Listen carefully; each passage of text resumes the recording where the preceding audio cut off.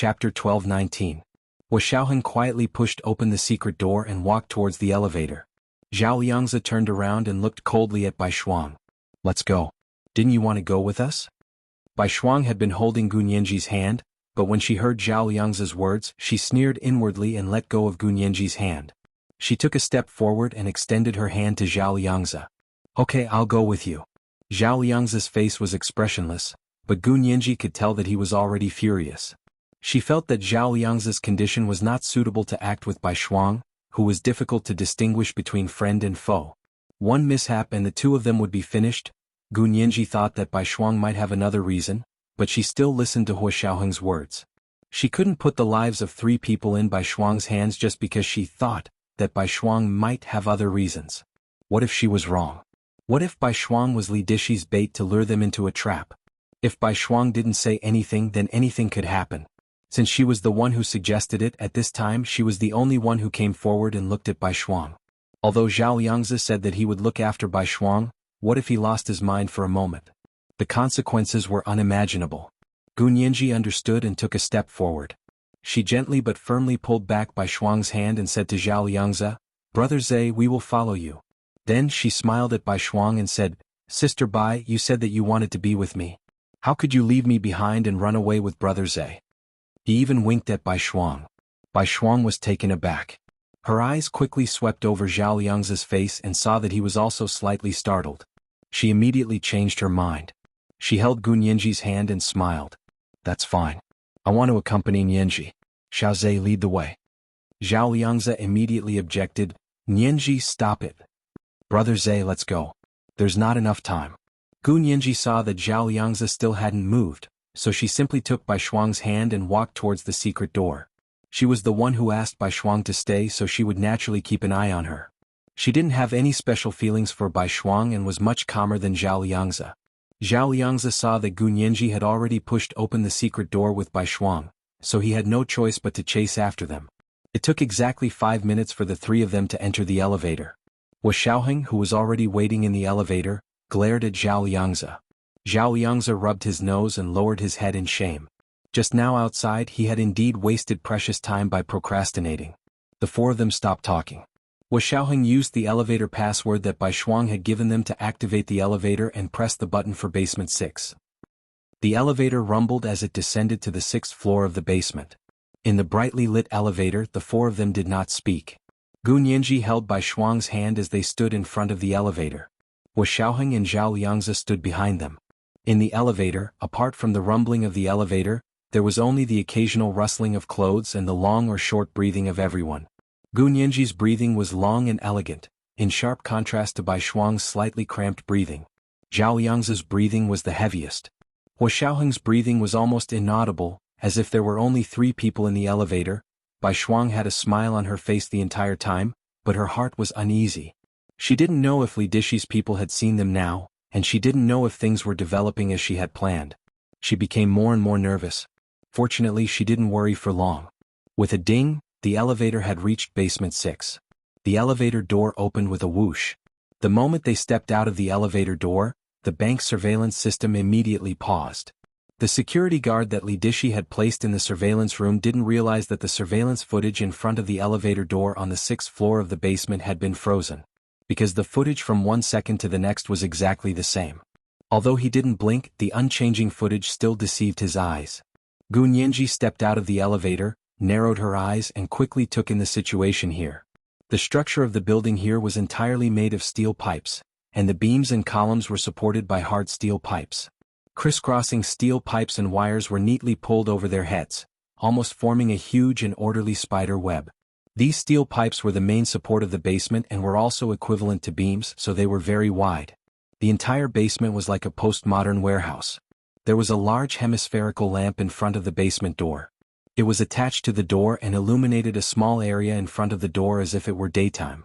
There were no lights on the roof, so the roof appeared even darker under the illumination of the large lamp in front of the door. Crisscrossing steel pipes hovered above their heads, like unknown prehistoric monsters crawling there. As soon as Xiaoheng stepped out of the elevator door, Zhao Liangzi gave Xiaoheng a look, telling him that the program had started and the surveillance had stopped. Zhao Liangzi immediately took off his tuxedo, revealing a night camouflage outfit underneath.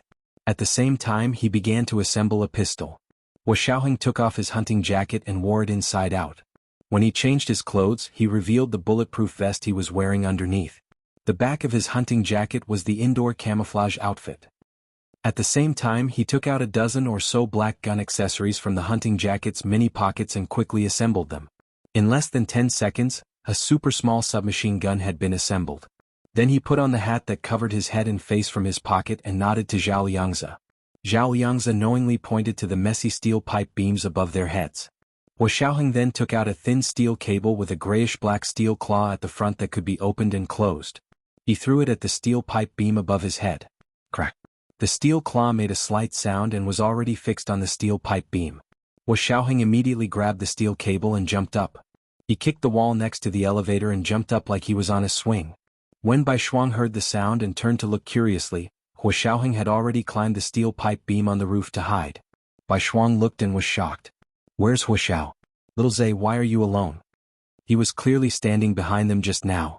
Zhao Liangzi shook his head with a fake smile. Hu Xiao had something to do and left first. "What's wrong? You're so concerned about Hu Xiao. Did you fall in love with someone else?" "Brother Zhe." Gu Nianji couldn't bear to hear such words and frowned at Zhao Liangzi. Zhao Liangzi was so excited that he didn't care about Gu Nianji's feelings. When he heard her stop him, he nodded apologetically to her and said, "Let's go. This is the 6th floor of the basement." The three of them stood in front of the 6th floor of the bank's basement and studied how to unlock it. At this time in the bank's surveillance room, the surveillance footage had returned to normal. Li Dishi's security guard was shocked to find that 4 people had entered the elevator, but when they came out, there were only 3 people. Where did the other one go? He was so scared that he broke out in a cold sweat and hurriedly pulled up the surveillance footage to look at it repeatedly. Looking at the time, he didn't find any flaws. During the static period that Zhao Liangzi had set for the surveillance, time was still moving, but the footage had been replaced by a still image. Such a small operation was easy to say, but it required very advanced computer skills to do it accurately. Although Li Dishi's security guard was also a computer expert, he was still a step behind Zhao Liangzi and Gu Nianji. He looked at it several times but he couldn't find the reason. In the surveillance footage he clearly saw the 4 people enter the elevator and stand in the elevator. 5 minutes later they came out. But just like a montage in a movie, the people who came out suddenly became 3. The tallest and most powerful person had disappeared into thin air. The person in the surveillance room was stunned for a while, but finally decided to report to Li Dishi. "Boss, we've lost someone," a voice said. Li Dishi's heart sank. "Who?" "The most powerful one among them, your target this time, was Xiaoheng," the man said with trepidation. "But I don't know how he did it. My surveillance footage shows that he clearly entered the elevator, but when he came out there were only 3 people. He disappeared without a trace." "Disappeared without a trace? That's impossible." Li Dishi narrowed his eyes and looked at the surveillance footage that the man sent back to him. The surveillance footage seemed to be fine, but Li Dishi felt that there should still be something wrong with it. However, he didn't have time to find out what the problem was. It's impossible for people to disappear into thin air, let alone disappear without a trace. Li Dishi muttered, "Contact the people lying in ambush on the 6th floor of the basement and ask them to see if there are any additional targets." Li Dishi's judgment was very accurate. Not long after, the people who had gone to the 6th floor of the basement to ambush reported that they had seen an additional figure lying in ambush on a beam on the 6th floor of the basement. The video and high-definition photos were transmitted to Li Dishi's phone. He saw a figure that looked very similar to Hu Xiaoheng lying on the dim beam. He was lying behind a sniper rifle and looking through the scope in the direction of the basement. Li Dishi breathed a sigh of relief and smiled. "That's more like it. Hu Xiaoheng, don't let me down," he ordered. "Lock onto his helmet and don't act rashly for the time being. Listen to my orders." Once Gu Nianji and the others entered the door of the 6th floor of the basement, it would be Hu Xiaoheng's death. Li Dishi didn't want to fight Hu Xiaoheng head-on at all. As long as there was a chance to kill him, he would never let it go. Gu Nianji, Bai Shuang, and Zhao Liangzi stood in front of the door of the 6th floor of the basement for a while. Finally, they opened the password lock on the 6th floor of the basement according to the password that Bai Shuang had obtained. As soon as the door opened, a gust of cold white air came out from inside. Gu Nianji shivered and asked in surprise, "Is this the basement or the freezer?" Bai Shuang became excited. She was only wearing a thin red one-piece dress. She wore the least of the 3, but she didn't feel cold at all. Pushing open the oak door wrapped in cowhide on the 6th floor of the basement, Bai Shuang said with a smile, "The temperature here is only slightly lower than above. Because there were all kinds of strange things in the customer's safe, the basement had to be kept at 0 degrees all year round according to the requirements for storage." Gu Nianji held Bai Shuang's hand tightly and stepped into the door of the 6th floor of the basement with her. Zhao Liangzi glanced around and followed them in. He also held a freshly assembled pistol in his hand. It wasn't as powerful as Hua Xiaoheng's submachine gun, but no one could escape from his pistol within 10 meters. This is the first update of the day, Chapter 1209, Have you fallen in love with someone else? Today is Monday, so please give me recommendation votes. Don't forget the recommendation votes from your friends. The second update will be at 1 p.m., and the third update will be at 8 p.m. P.S. Thank you to the 10,000 Qidian coins that only reading makes people happy in life yesterday. Moi. Chapter 1220. After Gu Nianji and Bai Shuang went in, Zhao Liangzi looked around vigilantly, especially glancing at the surveillance cameras before going in. After he went in, he immediately closed the door to the 6th floor of the basement. Gu Nianji took Bai Shuang's hand and stood at the entrance. She was surprised to see a row of tall cabinets in front of her. These cabinets rose from the ground and were about 2 or 3 meters tall. The dark black texture was similar to the medicine cabinets specially used to store Chinese medicine in Chinese pharmacies. Each compartment was a square-shaped safe. The densely packed compartments appeared in front of them like a beehive, almost giving people trypophobia. However, Gu Nianji's mental fortitude was very strong. She took Bai Shuang's hand and approached the tall cabinets. Curling her right index finger, she knocked on the cabinets curiously. There was a clear clanging sound in the basement immediately. Iron. Gu Nianji concluded. Looking up, there were probably about a dozen of these cabinets standing side by side. The back was tightly welded to the wall. If someone wanted to take the safe by force, they would probably have to use a chainsaw to cut the entire wall. It was impossible to think about it. Gu Nianji clicked her tongue. This security is really good. It's more powerful than any security measures or antivirus software. Bai Shuang looked at Gu Nianji in surprise. Why aren't you in a hurry to find the safe? You still have time to inspect the bank's security? Hehe, I'm sharpening the knife before cutting wood. Gu Nianji giggled, took Bai Shuang's hand and began to look at the tall black iron cabinets. Each safe was labeled with a number. If they looked in numerical order, they should be able to find it quickly. However, Gu Nianji looked around, and her expression suddenly became a little ugly. Because the safes here were not placed in numerical order at all. For example, the black iron cabinet they were facing had a total of 10 safes from top to bottom. The top number was 278, but the safe below it was 123, and then 596. It was not in numerical order at all. What should we do? Don't these people know how to count? The safes are placed everywhere. Gu Nianji was a little anxious and stomped her feet in anger. Although Bai Shuang was nervous, she was also amused by Gu Nianji. She pulled her hand and said, "It's okay, there are 3 of us. Let's split up and look." What number was it again? Number 365. Gu Nianji sighed. She had no choice but to split up. She reluctantly let go of Bai Shuang's hand, looked at her and said, "You stay in the middle. I'll go to the left and Brother Zhe will go to the right. Then we'll meet up on your side." Bai Shuang's position was right under the light in the middle of the basement. Gu Nianji felt that by standing there, the person hiding in the dark would be able to monitor her movements. Hua Xiaoheng and his men should have entered long ago. Now they just had to see if the people behind Bai Shuang took the bait and followed them in. Bai Shuang smiled mysteriously. Under the pure white light, her red dress was like a ball of fire, making her look incomparably beautiful. Gu Nianji glanced at her and exchanged a look with Zhao Liangzi. Then, the two of them split up and began to search for safe 365 from the left and right ends of the cabinet. Bai Shuang stood alone in the middle of the row of black iron cabinets, her eyes wandering between the numbers on the safe. In a small room on the first floor of the basement, Li Dishi was sitting at his desk with his most elite subordinates, watching the video in front of him. The situation on the 6th floor of the basement was completely within their range of surveillance. As long as the surveillance cameras could capture the scene, they could see it in panoramic view. "Mr. Li Dishi, why don't we do it now?" One of his subordinates stood behind him with his arms crossed and asked impatiently. They had been waiting there for 2 or 3 hours and were really not in the mood to wait any longer. "Because it's not time yet," Li Dishi said with a smile. "Son, don't worry. The best part is yet to come." Although Gu Nianji was his biggest target, and Hua Xiaoheng was the target he had to kill this time, Li Dishi was still very curious about the contents of the safe. He had heard his seniors talk about the magic of the genetic data many times, and he had been tracking it for most of his life. It was time to put an end to the tracking that he had been doing for most of his life. If Gu Nianji couldn't open the safe today, Li Dishi knew that no one in the world would be able to open the safe. It was just a pity that he couldn't use any other method to try to open the number 365 safe. That was because there was a self-destruct device inside. Once it was violently opened, the self-destruct device inside would immediately activate. Even if there were gold and silver treasures inside, they would immediately turn into a pile of ashes, let alone a few pages of flammable and easily destroyed paper.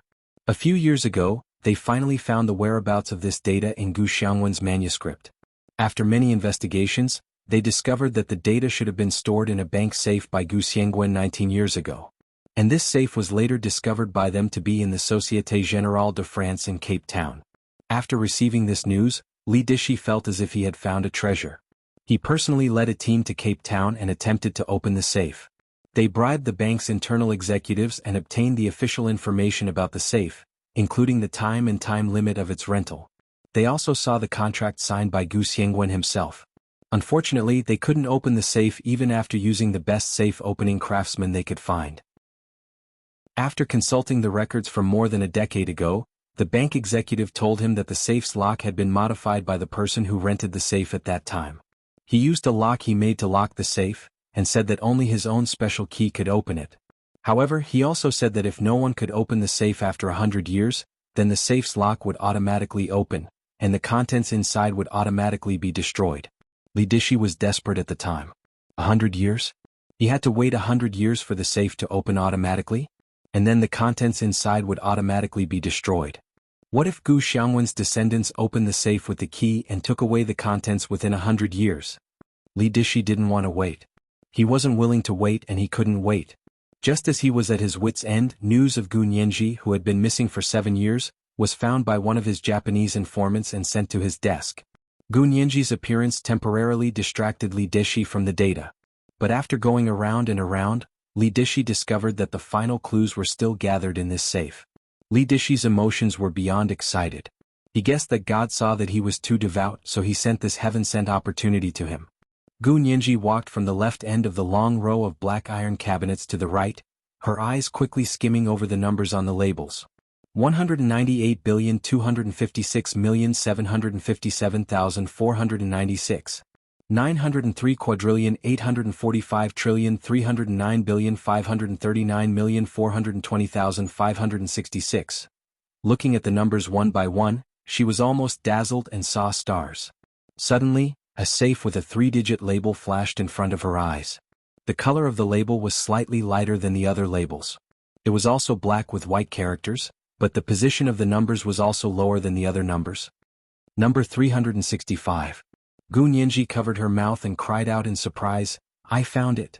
Bai Shuang and Zhao Liangzi looked over at the same time. "You found it?" Bai Shuang picked up her dress and ran over. In the sub-zero basement, Bai Shuang's face was already pale from the cold. She looked a little creepy in her bright red dress. Gu Nianji looked back at her and asked worriedly, "Sister Bai, are you very cold?" "I'm not cold." Bai Shuang didn't care and stuck her head out to look at the safe that Gu Nianji had found. Zhao Liangzi saw this and pursed his lips. He took off his tuxedo and draped it over Bai Shuang's shoulders. He didn't speak, nor did he look at Bai Shuang. He draped his tuxedo on her and walked straight to Gu Nianji's side. "How is it? Did you find it?"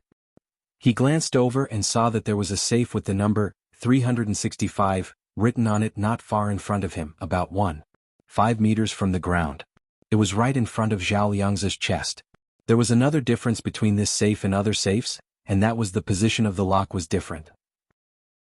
The locks of other safes were in the middle of the left side, and the position of the keyhole was flush with the surface of the safe. However, the safe marked 365 had the lock in the middle of the safe, and there was a long narrow keyhole in the middle of the small protruding disc. Gu Nianji looked at Zhao Liangzi. "Brother Zhe, do you have a way to open this safe?" They didn't have credentials or keys, so they were just here to try their luck. Zhao Liangzi shook his head. "I'm not good at picking locks. Why don't we ask Hua Xiao to try?" But he didn't know where Hua Xiaoheng was now. Zhao Liangzi didn't want to contact him now either. The person behind Bai Shuang hadn't appeared yet, so it wasn't the right time for Hua Xiaoheng to appear. Gu Nianji shook her head. Forget it, distant water can't quench present thirst. Let's try it ourselves. She bent her knees and squatted down, squinting at the keyhole. She muttered. Such a flat keyhole. What kind of key can be so flat? It's completely the thickness of a piece of paper. Zhao Liangzi tilted his head and observed for a while. He took out a slender and tough wire from his pocket. Let me try this. Special Operations Forces personnel were required to go out into the field. From guns and ammunition to ropes that could be used to tie fishermen's knots, as well as all kinds of medicine and wire, they had everything. Zhao Liangzi slowly inserted the wire into the long keyhole and felt the shape and depth of the keyhole inside.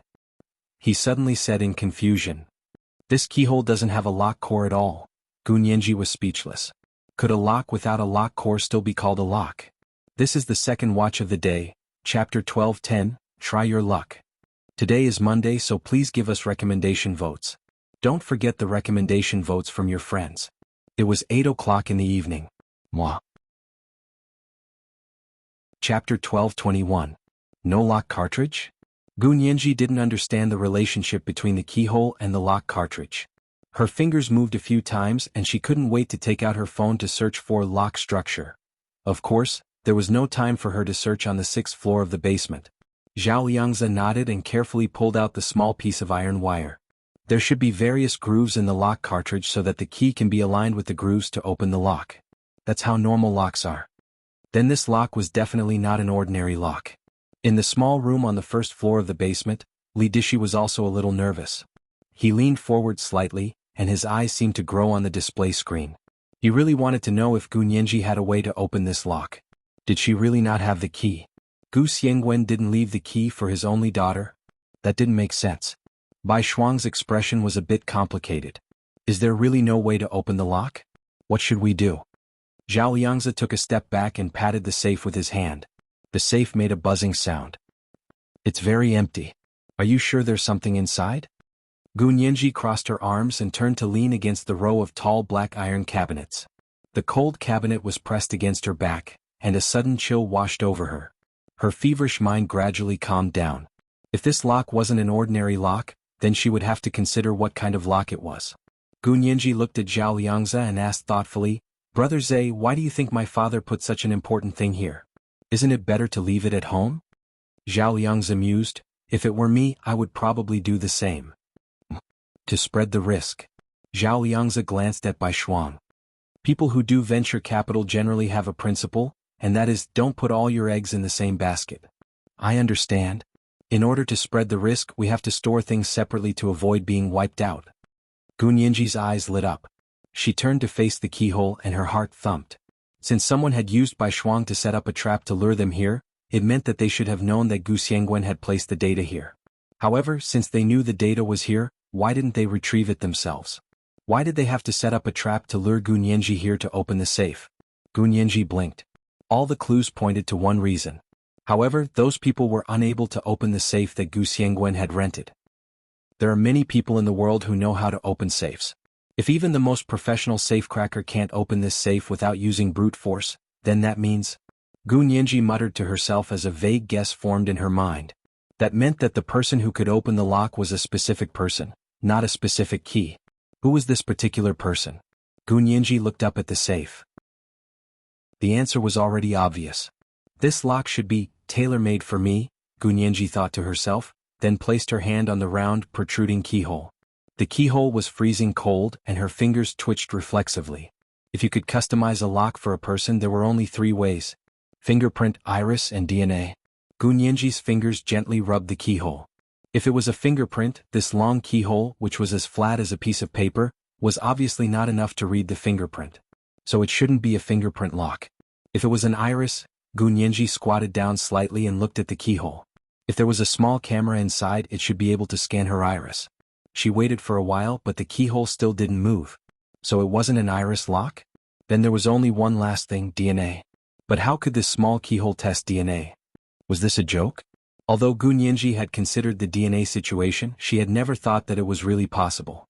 But now they had no other choice. They had to try it for the time being. After confirming that it was most likely DNA, Gu Nianji looked at the long keyhole that was as thin as a piece of paper and suddenly understood. Wasn't this long shape like the test paper commonly used in chemistry and biology? Her eyes suddenly lit up as she looked up at Zhao Liangzi next to her and said, "Almighty Doraemon, can you give me a chemical test paper?" Zhao Liangzi, Doraemon? Bai Shuang looked at Zhao Liangzi curiously, then looked at Gu Nianji. Are you guys talking about something I don't understand? Zhao Liangzi glared at Gu Nianji.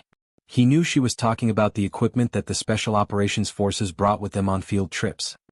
He rummaged through his pockets and found a note and a small pair of scissors. Of course, it wasn't a chemical test paper. His fingers were nimble and he quickly cut the note into a long chemical test paper and handed it to Gu Nianji. Gu Nianji gestured at the keyhole, took the small scissors from Zhao Liangzi's hand, and cut off another edge. Looking at the makeshift chemical test paper again, it was about the same length and width as the keyhole. Gu Nianji sighed softly. This is the last way. If it still doesn't work, then I'll give up. She didn't have to open this safe. If she couldn't open it this time, she planned to put it aside for now. Holding on to the last glimmer of hope, Gu Nianji put the makeshift chemical test paper in her mouth, wet it with her saliva and slowly put it into the long keyhole. The test paper was a bit soft after being wet with saliva, so it wasn't easy to get it in.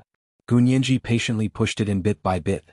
Bai Shuang, Zhao Liangzi, and even Li Dishi, who was far away on the first floor of the basement, watched intently. They didn't even dare to breathe too loudly. Finally, all the test paper was pushed in. Gu Nianji clicked her tongue. If this works, I'll kneel down and call him Daddy. Before she could finish her sentence, there was a sudden click from the round and protruding keyhole. Then, something seemed to rumble and operate inside. Gu Nianji immediately shut her mouth. Damn it, her father had slapped her in the face. She really wanted to kneel down and call him Daddy. After a while, the rumbling sound inside stopped, and the round, bulging keyhole disc opened to both sides with a click, revealing a black camera. The camera wasn't big.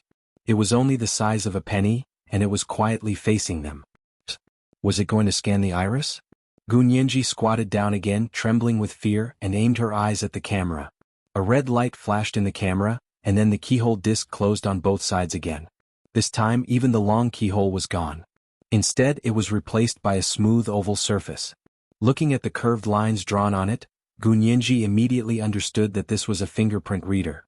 She pressed all 10 of her fingers on it one by one as if she was dreaming. After another period of time, maybe only a minute, maybe 10 minutes. In short, before everyone's daze had dissipated, the safe's door opened automatically with a click. If Zhao Liangzi hadn't quickly held her up, Gu Nianji's knees would have buckled, and she would have really knelt down. It turned out that this safe was indeed tailor-made for her. In order to open it, DNA, iris, and fingerprints, these were the 3 factors that could determine the identity of the person. In the small room on the first floor of the basement, Li Dishi's eyes almost popped out of their sockets when he saw this scene. He was no longer as calm and composed as before. He was so excited that his hands were trembling. Smart, really smart. He was almost as smart as the Gu Haozi that his predecessors had written about in their memoirs. Li Dishi had never dealt with Gu Xiangwen.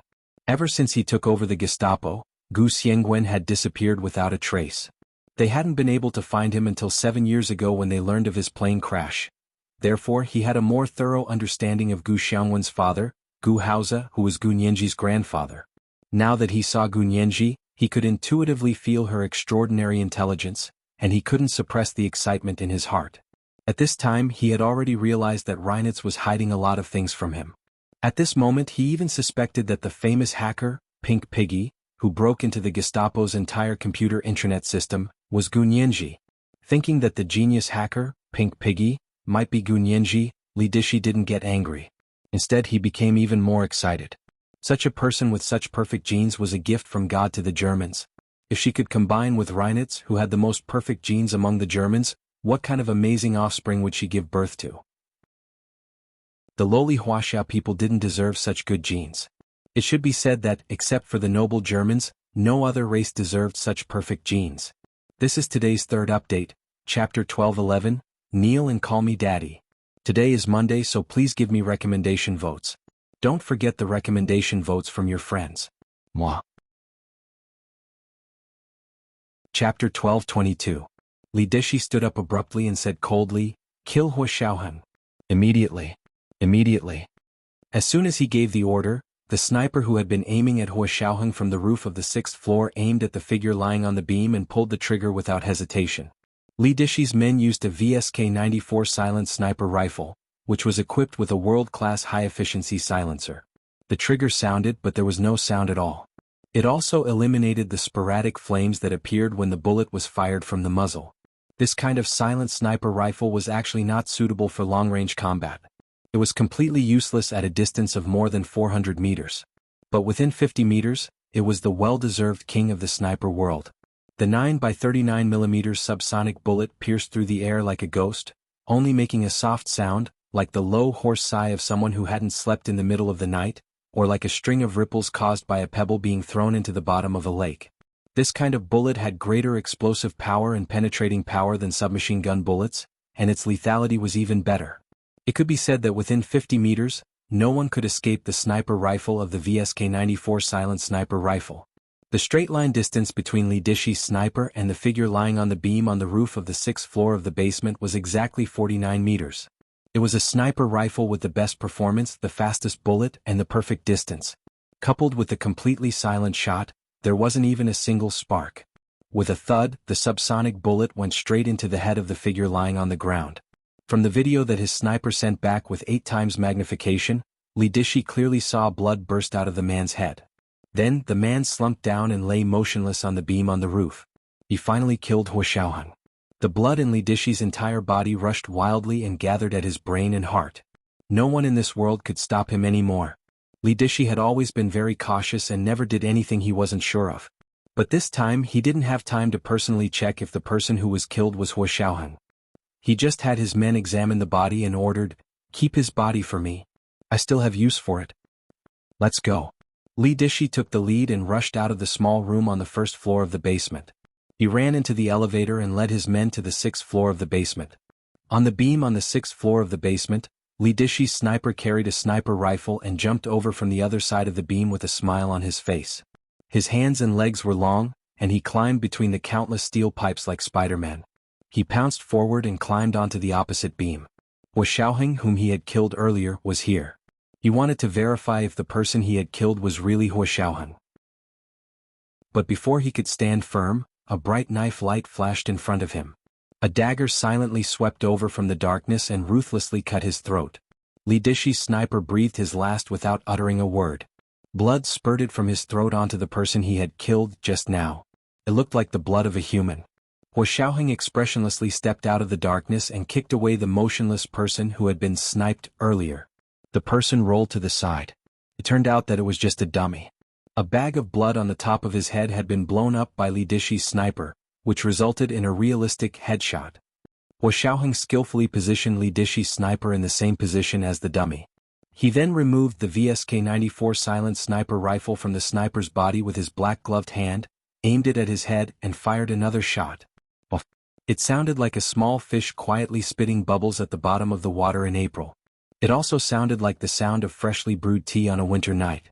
It was almost as if he could see the crab-eye bubbles. Hua Xiaoheng was stunned. In order to deal with him, Li Dishi had actually used a VSK-94 silent sniper rifle. It was really not bad. It was better than his own equipment. The corners of Hua Xiaoheng's lips curled up slightly. He had seized this world-class VSK-94 silent sniper rifle.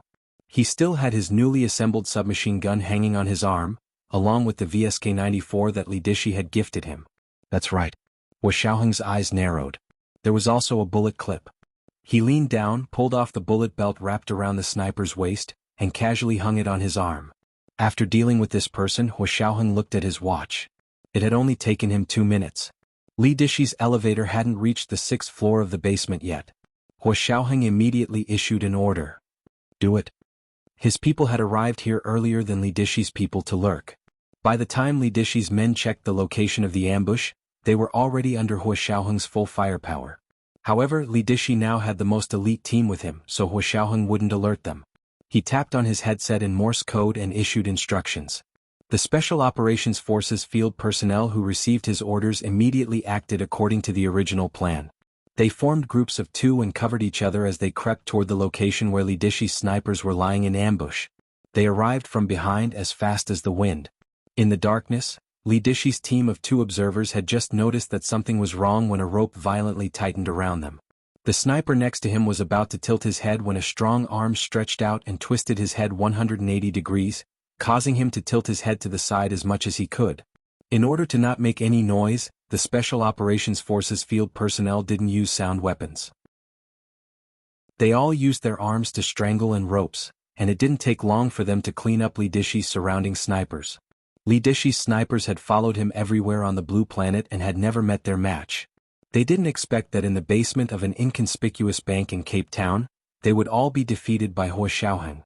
In front of the black iron cabinet on the 6th floor of the basement, Gu Nianji, Bai Shuang, and Zhao Liangzi looked at the number 365 safe that automatically opened. After a while, Gu Nianji came back to her senses, put on her gloves and slowly opened the small door of the safe. At first glance, it was empty as if there was nothing inside.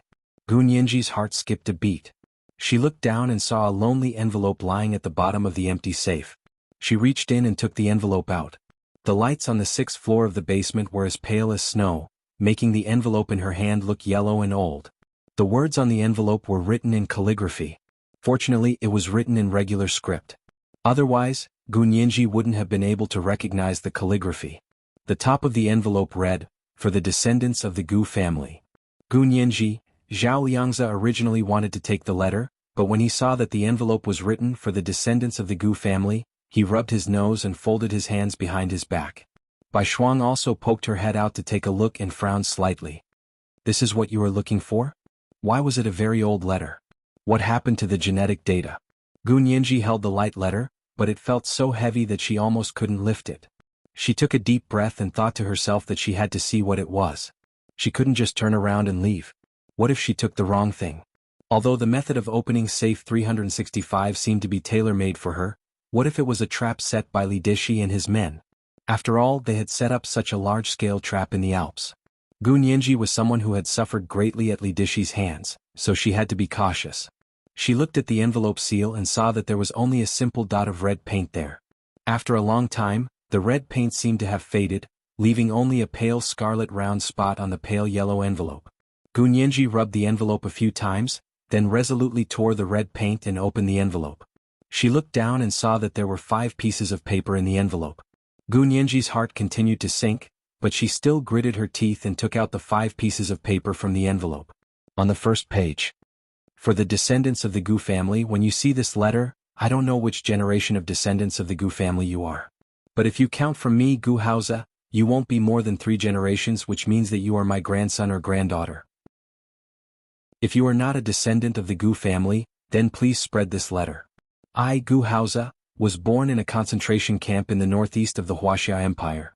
Everyone says that I am a genius, but in fact only I and the Yamato scientists, who created me, know that I am a complete tragedy. In the concentration camp, where human dignity and morality have been obliterated, every life is born under the banner of pursuing the beauty of technological progress, but in fact, every new life here is a sin." In the 1,000 or so words that followed, Gu Nianji witnessed the most shameless, evil, and vicious disaster in the history of mankind. But in such a harsh environment, our ancestors still did not give up hope. They launched counterattacks and riots in the concentration camp again and again, and repeatedly tried to break through the fortress set up by those scientists. After countless sacrifices, destruction, countless hopes, and countless disappointments, there was finally a light at the end of the tunnel. News came that the enemy's lair had been bombed by the great United States of America. The Yamato scientists were devastated and planned to temporarily transfer a portion of their data to the European Gestapo. As their most successful and most unsuccessful data, I was also transported to Europe as cargo. While I was still on my way, I learned that my fellow inmates had launched a final counterattack. During that counterattack, my good friend, brother He Shouwang, blew up the enemy's arsenal. The fire burned for 10 days and 10 nights. The research results of the Yamato scientists, for nearly 100 years, as well as the data that had not been sent to Europe, were all destroyed. The enemy leader was furious and tortured and killed my friend He Shouwang. My friend He Shouwang's son He Qingjian followed me to Europe. On the way, he learned of his father's tragic situation. He swore to avenge his father and left quietly. I searched for him for 10 years, but I still couldn't find him. At this point, I don't have much time left. Before I die, I want to record this forgotten battle. I want to record the names of this group of Wuxia children who rose up to resist in the concentration camp. I hope that future generations will remember their names. Every individual who sacrificed for the benefit of the whole is worthy of respect and memory. Their names are He Shouwang Zhang Aliang Zhao Tongxin Wang Qi Yang Yichin Duan Yonghua Chen Man Shu Huan Wei Shangyun. On the third and fourth sheets of paper, Gu Haozi had written these names densely in small characters. The people who had once called these names were already dead, but looking at this letter, the Wuxia children who did not forget to resist in the worst of circumstances seemed to have come back to life. Their gazes pierced through the years and gently watched the people living in the modern era. I hope that the people who read this letter can proudly tell them that our country still has mountains and rivers, and the country is prosperous and the people are at peace. This was the first chapter of today, chapter 12:12, Mountains and Rivers Still Exist. Chapter 12:23. Gu Nianji hadn't even finished reading all the names on the fourth page when tears blurred her vision. She wiped her tears again and again with the back of her hand, but she couldn't stop herself from sobbing. Zhao Liangzi pressed his jaw tightly together and gently wrapped his arm around Gu Nianji's shoulders. He wanted to comfort her, but when he opened his mouth, he realized he couldn't speak. Her eyes were red, but she forced herself not to cry like a little girl. Bai Shuang didn't expect it to be such a letter. She looked away expressionlessly. Only her trembling lower lip showed her agitation. Gu Nianji flipped to the fourth page and froze when she saw the fifth and final page. On the fifth page, there were 5 double-helix DNA molecular structures drawn with a fine charcoal pencil. There weren't many diagrams, but below each one was a detailed explanation of the data. Gu Nianji didn't know much about biology, so she only skimmed through the data and saw that Gu Haozi had written at the end of the data graphs. There are 9 graphs in total, and they show the major weaknesses of the DNA structure of the Wuxia Empire's main ethnic group. If we attack the broken chain, it will be as easy as blowing off dust to exterminate our clan. Since these 9 diagrams have fallen into my hands, I will destroy the 4 most important molecular structure diagrams for the sake of Wuxia. Also, leave behind 5 DNA molecular structures for future generations to study. There are dangers in this world, but there are also opportunities. These 5 DNA molecular diagrams can be helpful in the research of repairing genetic defects in our race. I hope my descendants will treasure it. Gu Nianji let out a long sigh. Yes, it was these 5 images. Reinitz's bureau had been searching for half a century for an opportunity to repair the genetic defects. Her grandfather was so powerful, but according to this letter, it seemed that he had passed away very early. Gu Nianji quickly recalled that her aunt, Gu Tian, had also passed away after giving birth to her daughter, Xie Qingying, due to some kind of genetic defect. He thought about how Gu Yanran and her mother, Gu Jing, were able to exist as special bone marrow donors. They probably had something to do with the research of the Yamato scientists. She snorted and stuffed the 5 pieces of paper back into the envelope. Just as she was about to put it into her pocket, the door to the 6th floor of the basement was kicked open. Gu Nianji was shocked and wondered if the person behind Bai Shuang had finally appeared. She instinctively stood in front of Zhao Liangzi.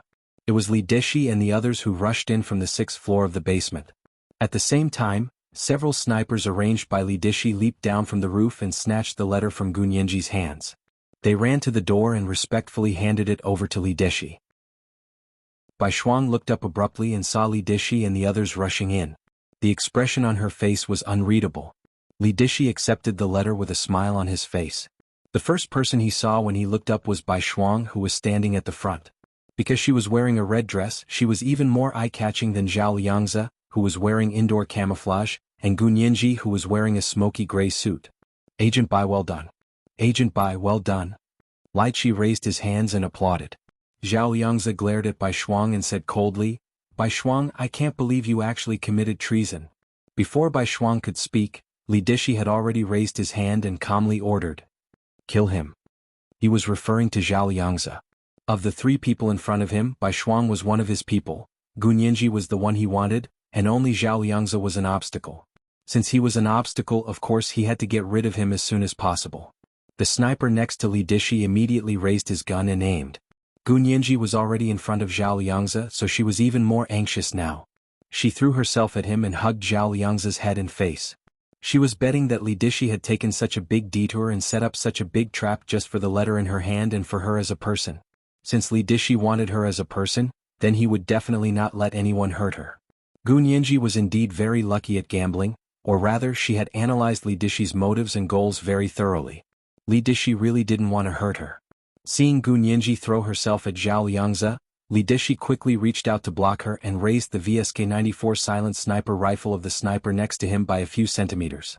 When shooting, the slightest mistake could result in a huge error.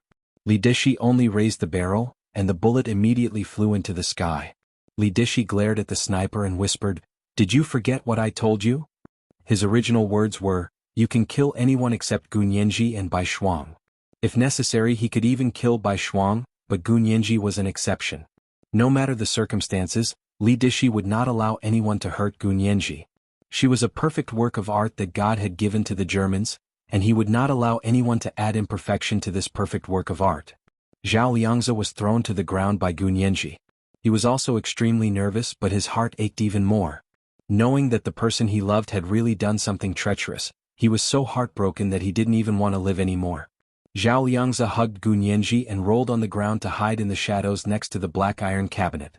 He raised his gun and aimed at Li Dishi and the others standing outside, firing several shots in a row.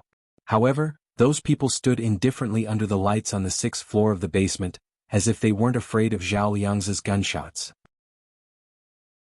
Gu Nianji quietly peeked out and saw that Bai and the others were wearing bulletproof vests. She couldn't help but purse her lips and think that she should also ask Hua Xiaoheng for a bulletproof vest. Bai Shuang stood under the light, her face whiter than snow. She stared at Li Dishi and said, "You guys are too early. I haven't gotten the data yet." Li Dishi laughed and raised the letter he had just received. "Agent Bai, I don't need your help with this. It's safer for me to get the data myself." With his suspicious personality, how could he let someone else have such important data? He had to come and get it himself to feel at ease. Bai Shuang's face became even paler.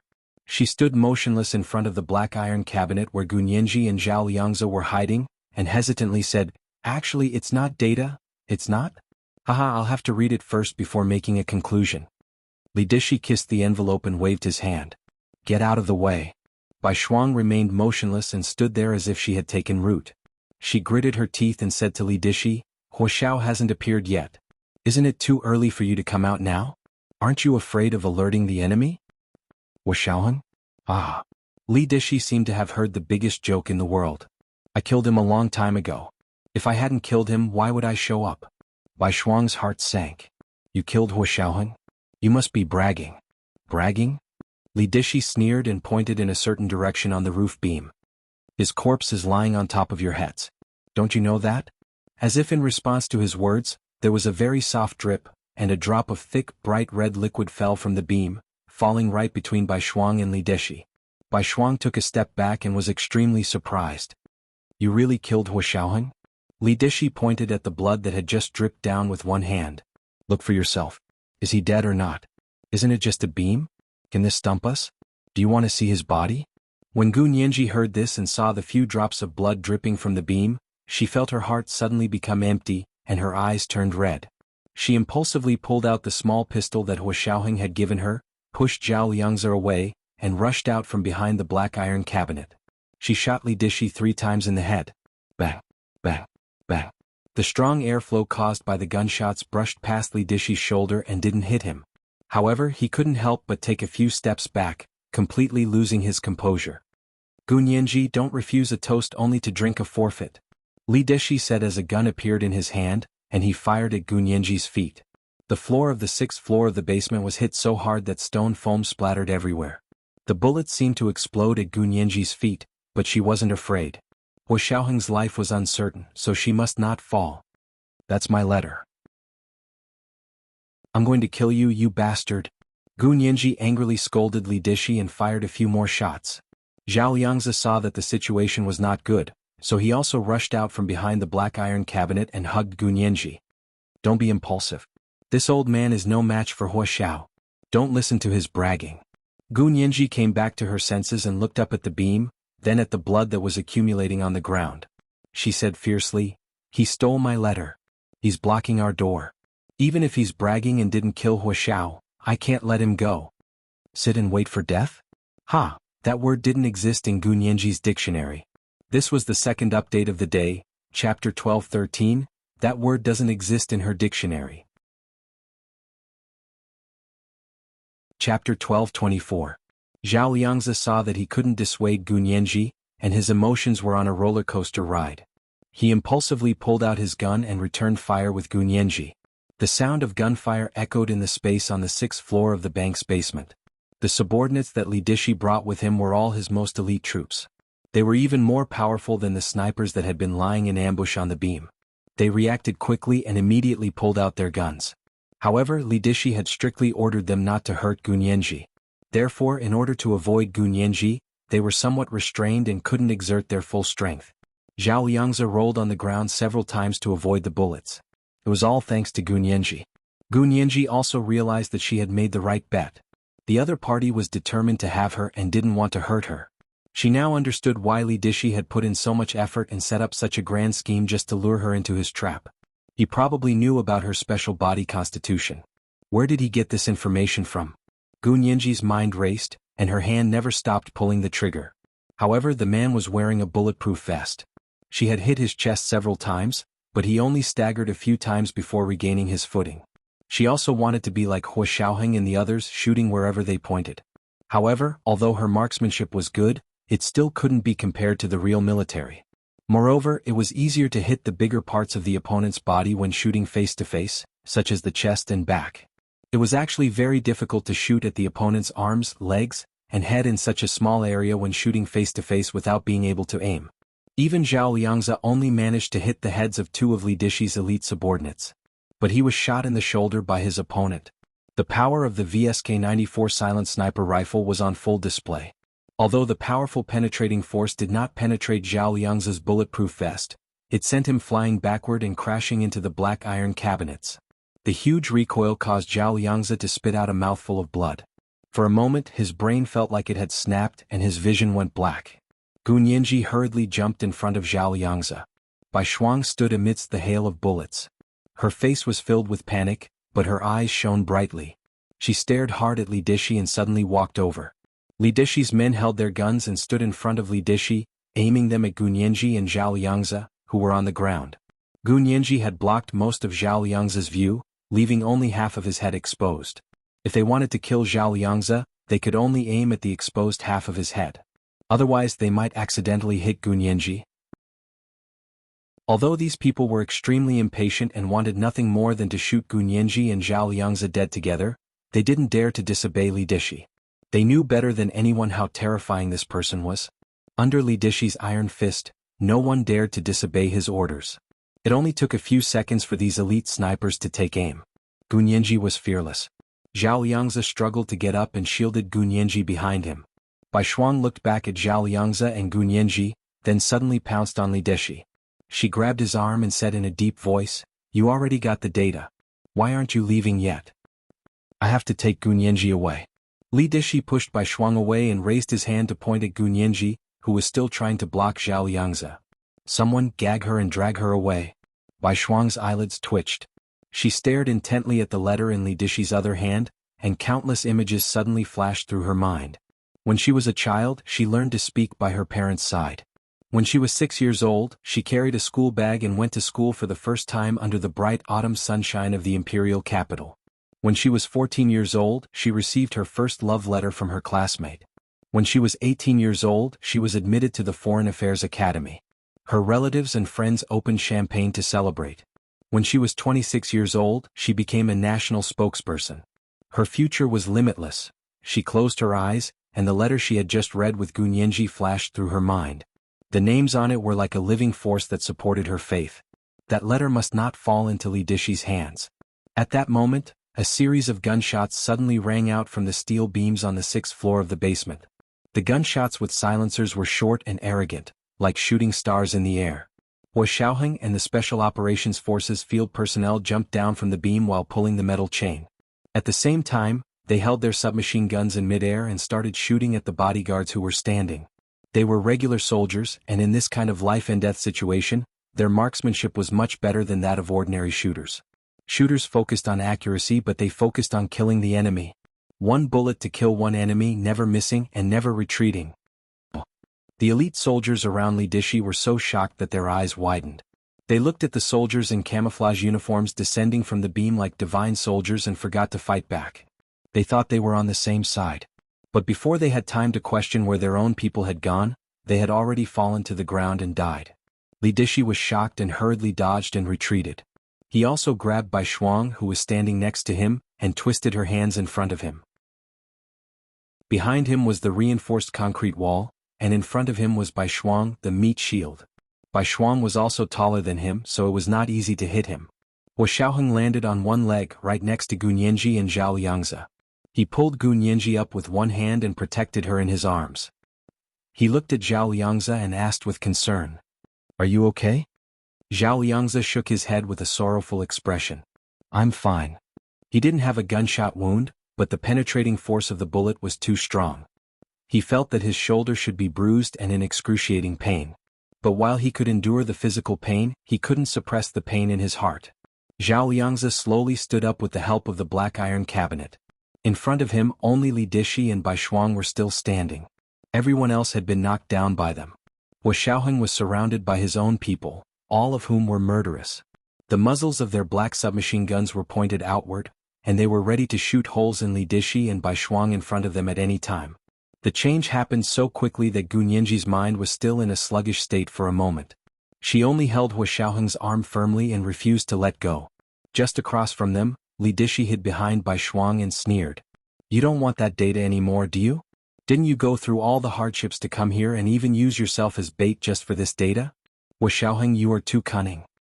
Hua Xiaoheng narrowed his eyes and didn't bother to argue with Li Dishi.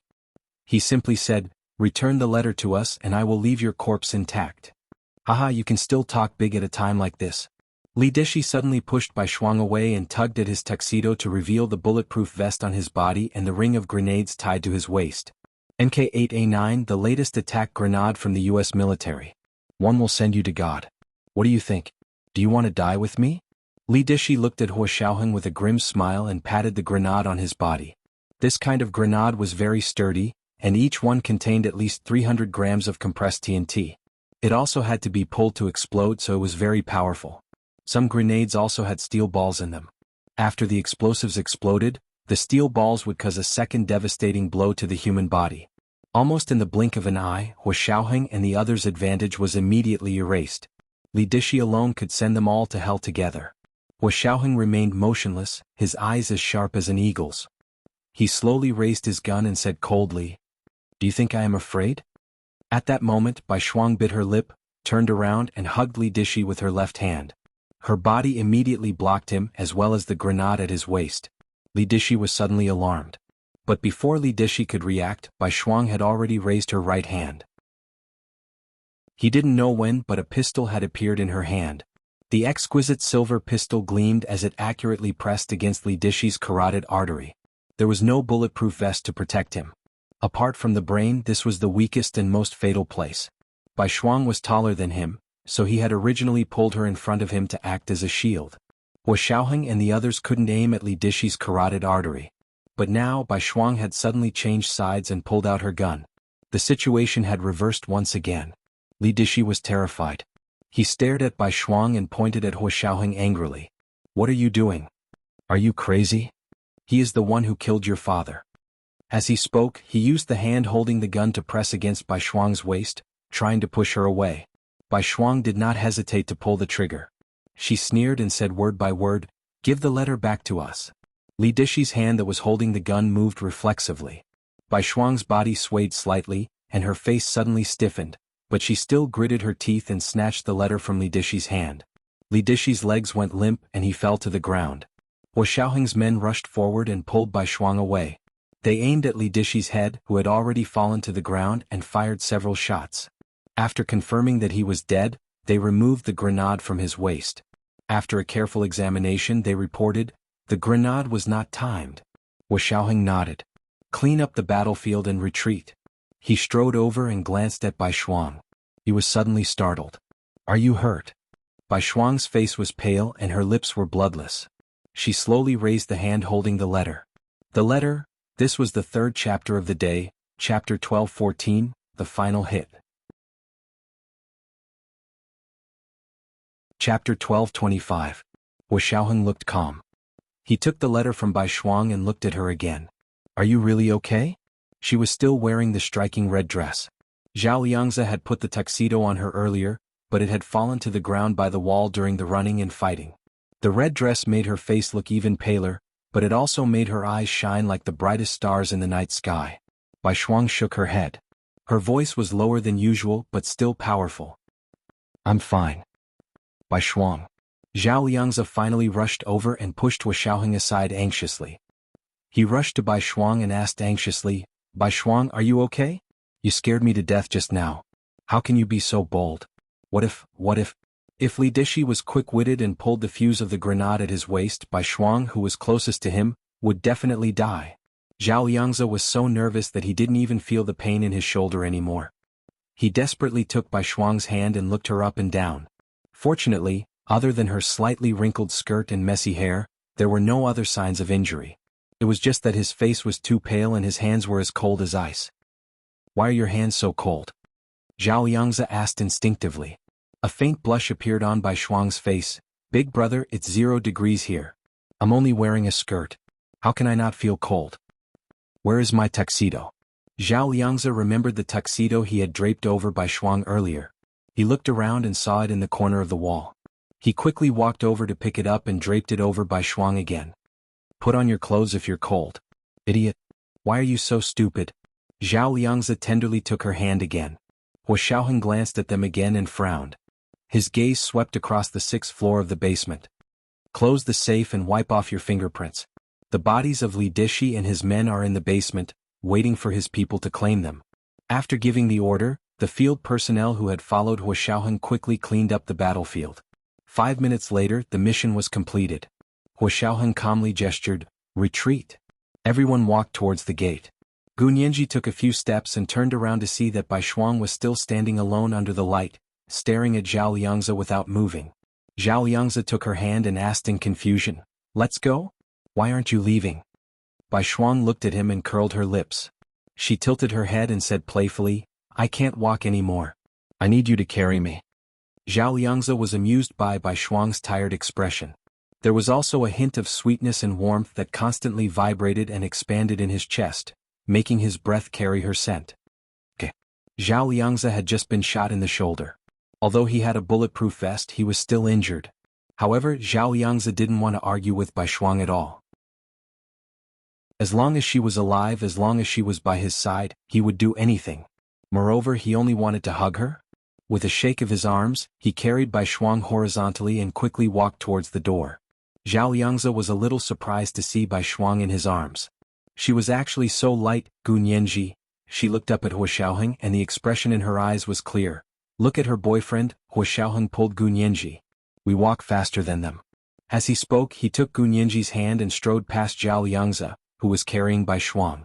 When passing by the two of them, Wu Xiaoheng quickly looked back at Zhao Liangzi and said, there's not much time left. Don't complicate things. It's okay, I can carry her.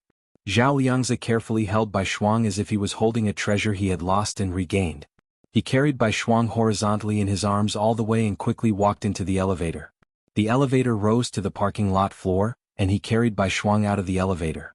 It was already 10 o'clock at night.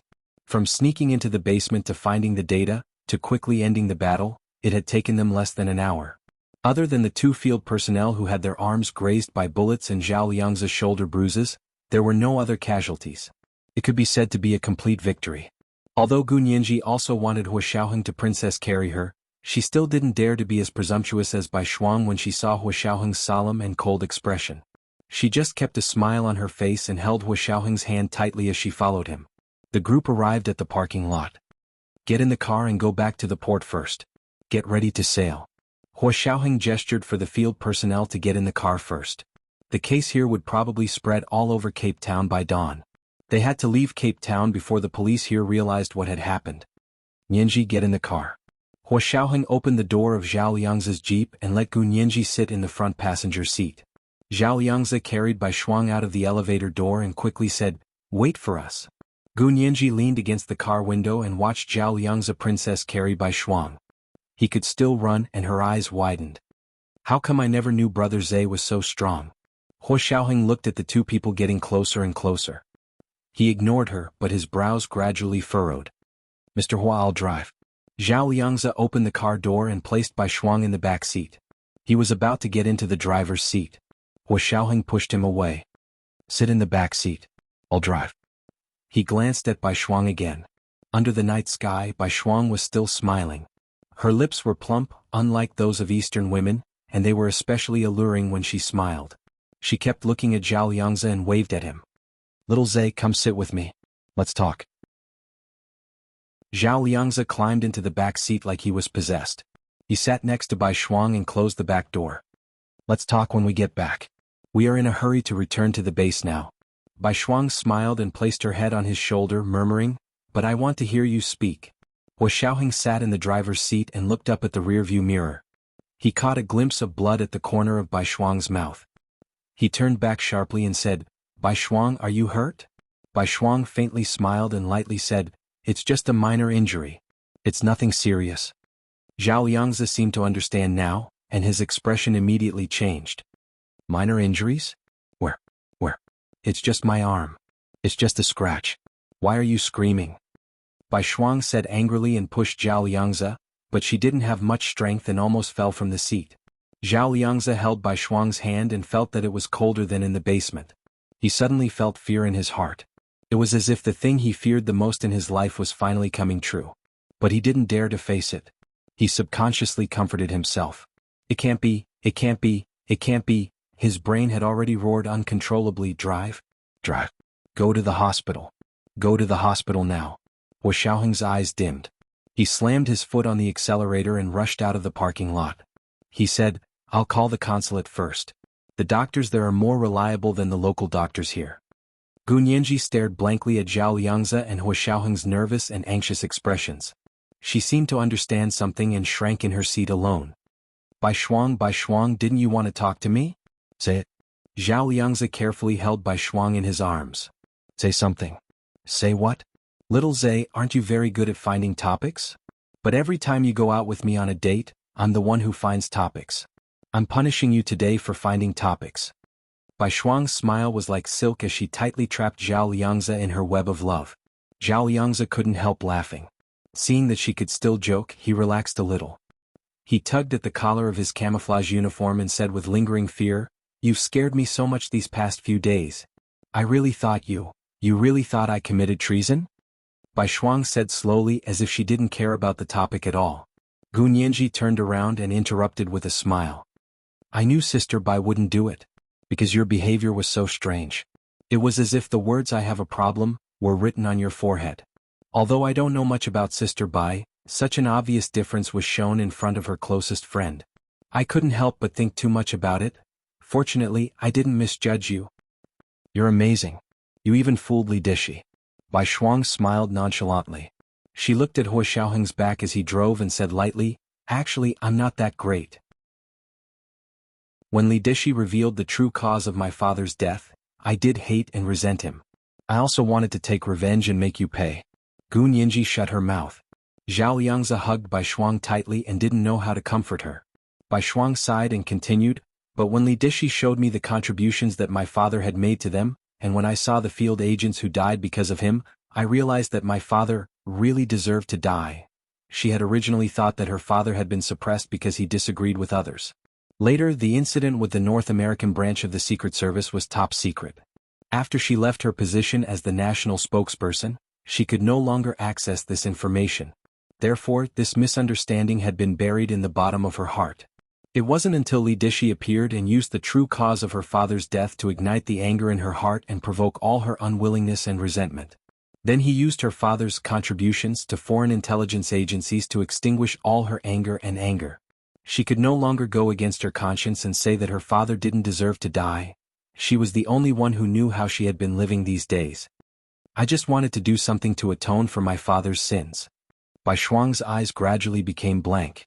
She looked into the void as if her father and mother were there. My father did something wrong and I am his only daughter. I will pay for him. You did a good job. Zhao Liangzi hugged her tightly and pressed his face against her increasingly cold forehead. Although he tried his best to hold it in, he couldn't help but choke. Bai Shuang, I am proud of you. You saved all of our lives. You helped us retrieve important data and information, and you killed that B*T*Li. Li. Dishi. I will ask for credit for you when I return to China. he said loudly in a hoarse voice. Bai Shuang sighed slowly, and her voice became more and more erratic. No, don't ask for credit. I don't have the face to say sorry to them for me. She raised her hand and trembled as she touched Zhao Liang's chin. She whispered, Little Zhe, I will ask you one last question. You must answer me honestly. Zhao Liangzi nodded heavily. Do you really love me? Don't lie to me. Don't sympathize with me. Don't be grateful to me. Don't be polite just because I pursued you. Tell me honestly, did you really love me? It doesn't matter if you don't love me. I just want to hear the truth. Bai Shuang stared at Zhao Liangzi with wide eyes. In fact, her vision was already blurred and she could barely see clearly. Zhao Liangzi hugged Bai Shuang, who was getting colder and colder. His lips trembled violently, but his words were resolute. I love you. Of course I love you. I've always loved you. There has never been anyone else. I am a fool. I can't even tell who I really love. Bai Shuang, hold on a little longer. Don't sleep. We are going to the hospital soon. When you recover, we will get married right away. When I retire from the army, you don't have to do anything. Just stay by my side. I will start a company to make money for you to spend. We will have 2 children, a boy and a girl. The older brother must love the younger sister. If she doesn't, I will break his legs. We will buy a house in the school district together, no matter how expensive it is.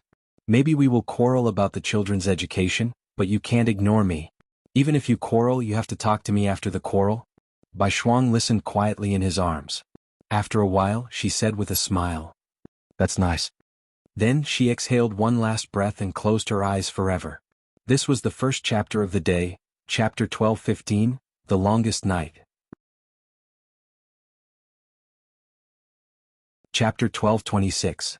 Zhao Liangzi held Bai Shuang tightly in his arms and pressed his face against her forehead, as if he wanted to warm her cold forehead. But no matter how hard he tried, Bai Shuang could no longer feel warmth.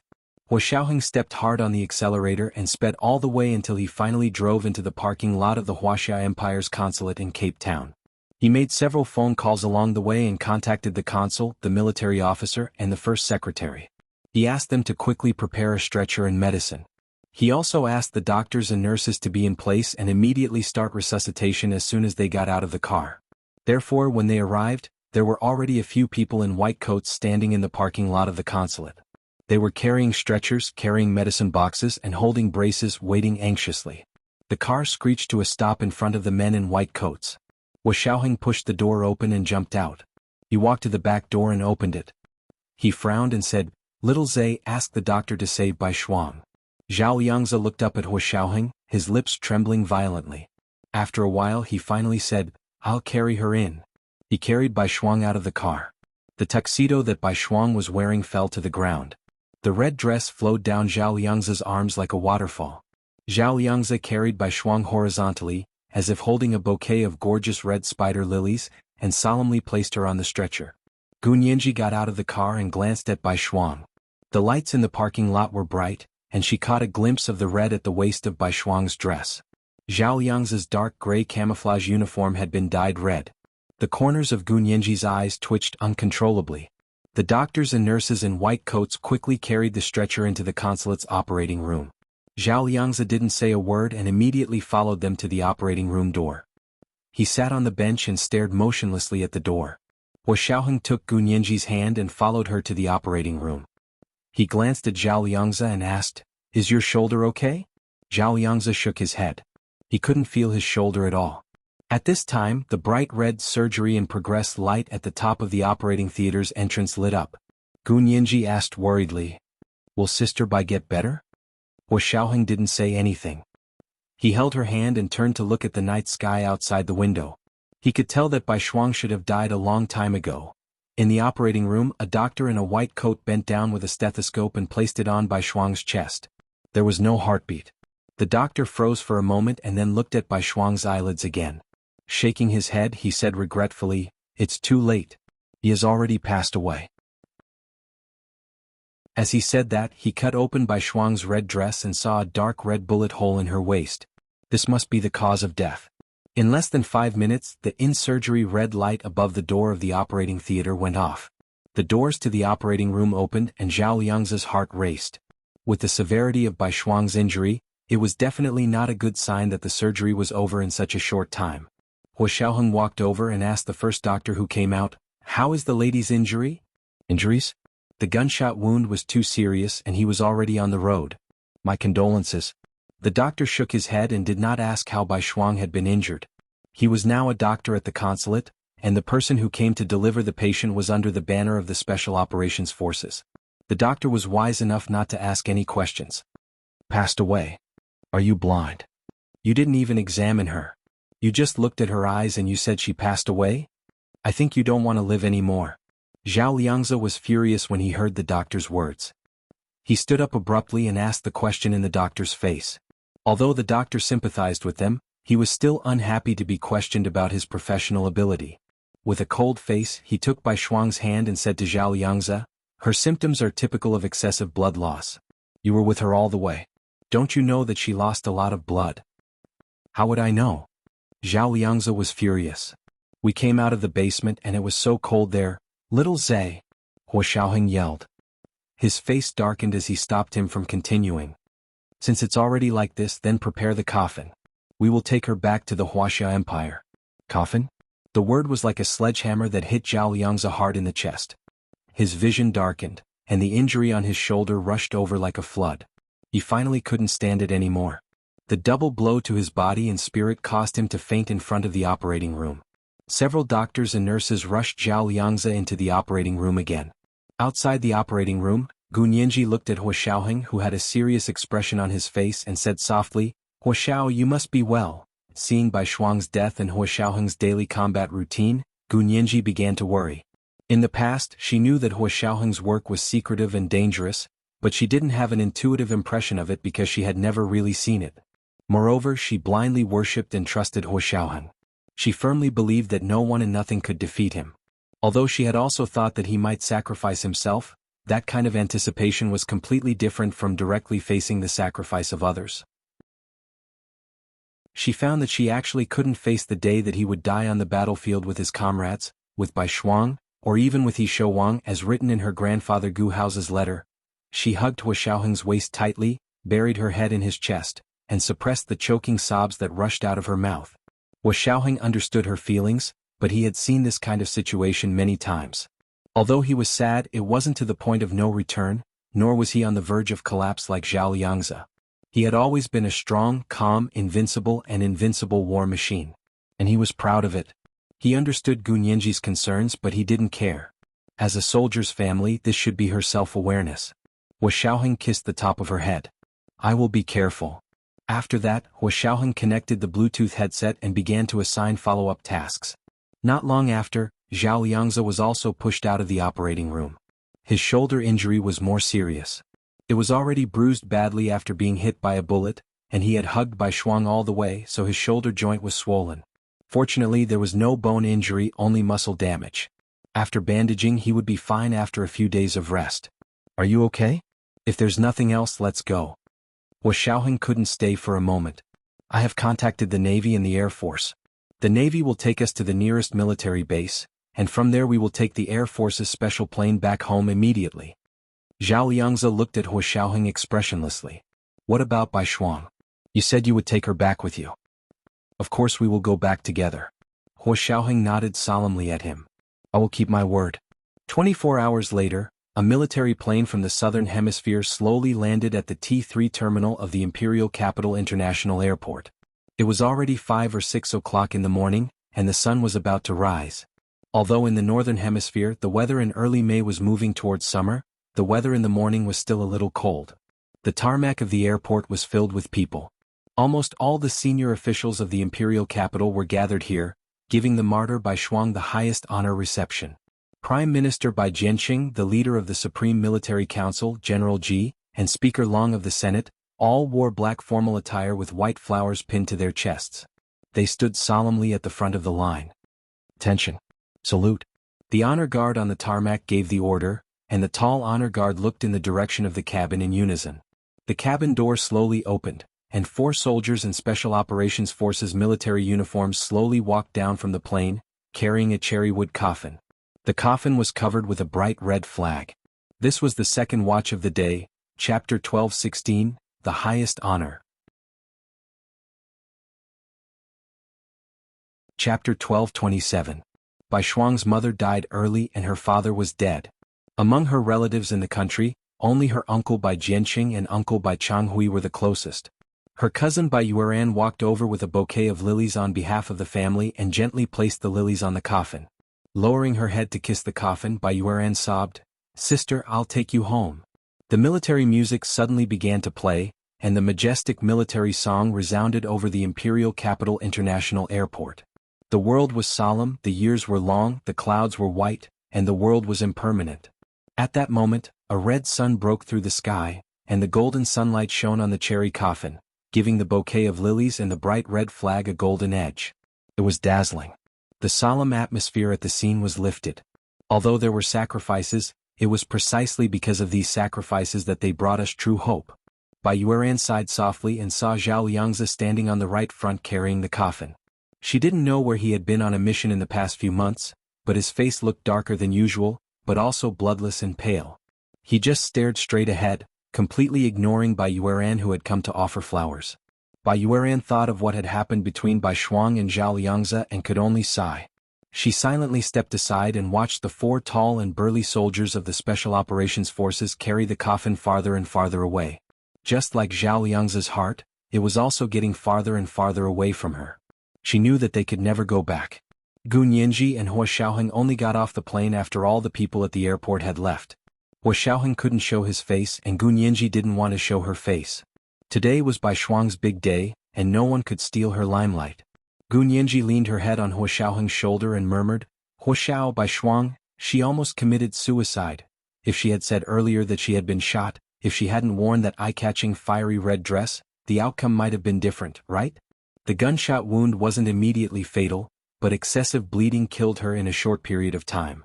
Hua Xiaoheng didn't speak, and the lines of his jaw tightened like a fully drawn bow. He touched her head, turned around and kissed her on the forehead.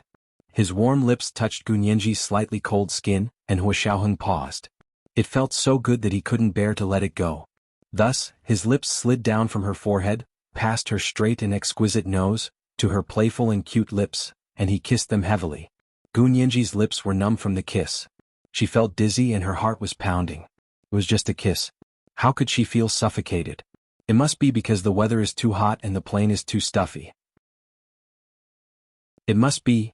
It was 8 o'clock in the morning when he got off the plane. The sun hung high in the sky, stretching for thousands of miles. Hua Xiaoheng's driver took him straight to the compound where the Supreme Military Council was located. Gu Nianji also went with him because General Ji specifically asked her to go with him. Gu Nianji followed Hua Xiaoheng into the conference room with the highest level of security in the military compound. There were 7 people in the conference room, including 5 standing committee members, Speaker Long and Prime Minister Bai Jianqing. This was definitely the highest level of leadership in the empire. To be honest, if a shell were to hit this room at this time, it could wipe out all the elites of the Huaxia Empire. The Huaxia Empire would immediately fall behind by at least 50 years. Hua Xiaoheng and Gu Nianji walked in, holding the letter from Gu Nianji's grandfather, Gu Haozi. Hua Xiaoheng walked to the podium in the conference room first and said with a serious expression, "Chiefs, I am Hua Xiaoheng, the commander of the Special Operations Forces, and also the Deputy Secretary General of the Supreme Military Council. This time our forces carried out a secret operation codenamed Fox Hunt. The briefing has already been sent to you." He had already reported the entire situation to General Ji. The CIA's famous underground czar, Li Dishi, had died at the hands of Bai Shuang. There was also a brief description of the genome data of the Huaxia Empire. Of course, the latter was top-secret information, so it was only briefly mentioned in the briefing. What I want to say is that in this operation, Comrade Bai Shuang made the greatest contribution single-handedly. In the end, in order to save all of us, she perished together with Li Dishi. For such a person, I request that her name be recorded in the annals of history and be admired by tens of thousands of people. The conference room was quiet. General Ji looked at Gu Nianji, who was standing silently on the side. He raised his hand and said, "Nianji, that letter is for your family. Read it to everyone." "Yes, Chief." Gu Nianji walked to the podium, and Hua Xiaoheng stood to the side with a straight military posture. Gu Nianji opened the letter and began to read her grandfather, Gu Haozi's last words. "At this point, my days are numbered. Before I die, I want to record this forgotten battle and record the names of the Huaxia Empire's sons and daughters who rose up to resist in the concentration camp. I hope that future generations will remember their names. Every individual who sacrificed for the good of the whole is worthy of respect and memory. Their names are He Shouwang Zhang Aliang Zhao Tongxin Wang Qi Yang Yichin Duan Yonghua Chen Man Shu Huan Wei Shangyun. I hope that the people who read this letter can proudly tell them that our country's mountains and rivers still exist, and the people are at peace. Her still crisp voice was a little gloomy because of her low mood, but it better reflected the mood of the person who wrote the letter. The words, mountains and rivers still exist, and the people are at peace, greatly shocked the already hardened hearts of these big shots. The 5 grizzled standing members of the Supreme Military Council all stood up together. Attention, salute. They saluted in Gun Yenji's direction. Hua Xiaoheng also saluted beside Gun Yenji. Bai Jianqing and Speaker Long were not soldiers, but they also stood up and bowed deeply in Gun Yenji's direction. Of course they were not saluting and bowing to Gun Yenji. They were saluting the Huaxia Empire's sons and daughters who rose up to resist mentioned in the letter in Gun Yenji's hand. General Ji said in a low voice, "This list must be preserved in our museum so that our future generations will remember it." Gun Yenji nodded solemnly and said, "Although this is my family's letter, the information it carries has long exceeded the scope of my family. There is also a page of data that belongs to the entire Huaxia Empire. I dedicate this letter to the country, and I hope you can keep it well and not let the martyrs in the letter down." As she spoke, Gun Yenji put the letter back into the envelope and held it with both hands. She walked down from the podium and handed it to General Ji. General Ji felt that this thin letter was extremely heavy. They all knew about the concentration camp in the northeast, but they did not expect that there would actually be such a piece of data that could shake the foundation of the entire nation's existence in the world. "Don't worry. I will let Xiaoheng keep this piece of data. The Special Operations Forces have the highest level of security, so it is the most appropriate." As General Ji spoke, he handed the letter to Hua Xiaoheng and reminded him, "The page of data must be kept well and given the highest level of security. Scientists who can access this data must go through the most stringent political review in your department." Hua Xiaoheng raised his hand to take it and replied in a low voice, "Yes, sir." After the meeting, Hua Xiaoheng was going to leave for the International Special Forces competition to show his face. That was actually not his main duty. He had led the team there previously as a cover. After he left, there was already an official Special Forces coach in the military to take over the management. He was only going now to wrap up his own operation. He would return after taking a photo with everyone at the opening ceremony. However, Gun Yenji was very reluctant to leave. She hugged his waist and refused to let him leave. Hua Xiaoheng was a little helpless. He knew that because of Bai Shuang, Gun Yenji was depressed and needed someone to comfort her. However, he still had a mission to complete, so he couldn't delay too much. However, seeing how sad Gun Yenji was, he couldn't bear to leave immediately. "Why don't you come with me?" Hua Xiaoheng had an idea. "I'll call Speaker Long from the Senate and ask for a leave of absence for you?" "Really?" Gun Yenji's eyes lit up and she smiled. "Call quickly. I'll go with you." Gun Yenji couldn't ask for more than anything to be able to continue to be with Hua Xiaoheng. This was the third update of the day, Chapter 12:17, I'll go with you. Good night, my dears. Begging for a wave of monthly votes and recommendation votes. Chapter 12:28. Gun Yenji's lively black eyes sparkled as she looked at Hua Xiaoheng, her face full of longing. It had been a long time since he had seen Gun Yenji so happy. Hua Xiaoheng's cold and hard heart felt another part of it crumble. With a smile, he connected the Bluetooth headset and called Speaker Long. At that moment, Hua Xiaoheng and Gun Yenji came out of the military compound and had just returned to his official residence at the headquarters of the Special Operations Forces. The ticket that his personal secretary Yin Shixiang had booked for him would take off in 2 hours. It was Aeroflot's first-class flight to Moscow. According to usual practice, he should return to the official residence, change his suitcase, and then immediately board the plane. But this time his routine had changed. When Speaker Long received Hua Xiaoheng's call, he was still in the car on his way back to the Senate building. "Xiaoheng? What is it? Is Nianji at your place?" Speaker Long answered the phone, and the first thing he asked was when Gun Yenji would be returning to work at the Senate. He instinctively glanced at Gun Yenji. Gun Yenji's pupils were like 2 pieces of top-grade obsidian. The sunlight reflected in her eyes and sparkled like the most precious spots of rainbow light on top-grade obsidian. She obviously wanted to go to Moscow with him. Hua Xiaoheng smiled and immediately changed his mind. He didn't mention the word leave and said calmly, Speaker Long, we are still on a mission and Yinji will be coming with us to finish up the work. Give it another 2 weeks and it should be fine. Hua Xiaoheng didn't say anything definite. After all, there were many things that he couldn't control when he was away from home. He didn't have much to do on this trip to Moscow. The most important task was to attend the opening ceremony with the military special forces delegation and show that he had been in Moscow. It was just a cover-up. Outsiders didn't know that he was not in Moscow during this time. The foreigners who knew that he was not in Moscow during this time, such as the elites of the Japanese Secret Service, as well as the Gestapo and their mercenaries led by Li Dishi, were all dead. The rest of them were his own people, comrades who had gone through thick and thin with him. Speaker Long was slightly disappointed, but he still expressed his understanding. Alright, you have to protect her well. It's really not easy for a girl like her to run around with a group of men. Don't let her encounter any danger. She was still unhappy and warned Hua Xiaoheng with a stern face, I'm telling you it's not easy for me to find a successor. If anything happens to Nianji, I won't forgive you. What a joke. Would anything happen to Nianji while she was by his side?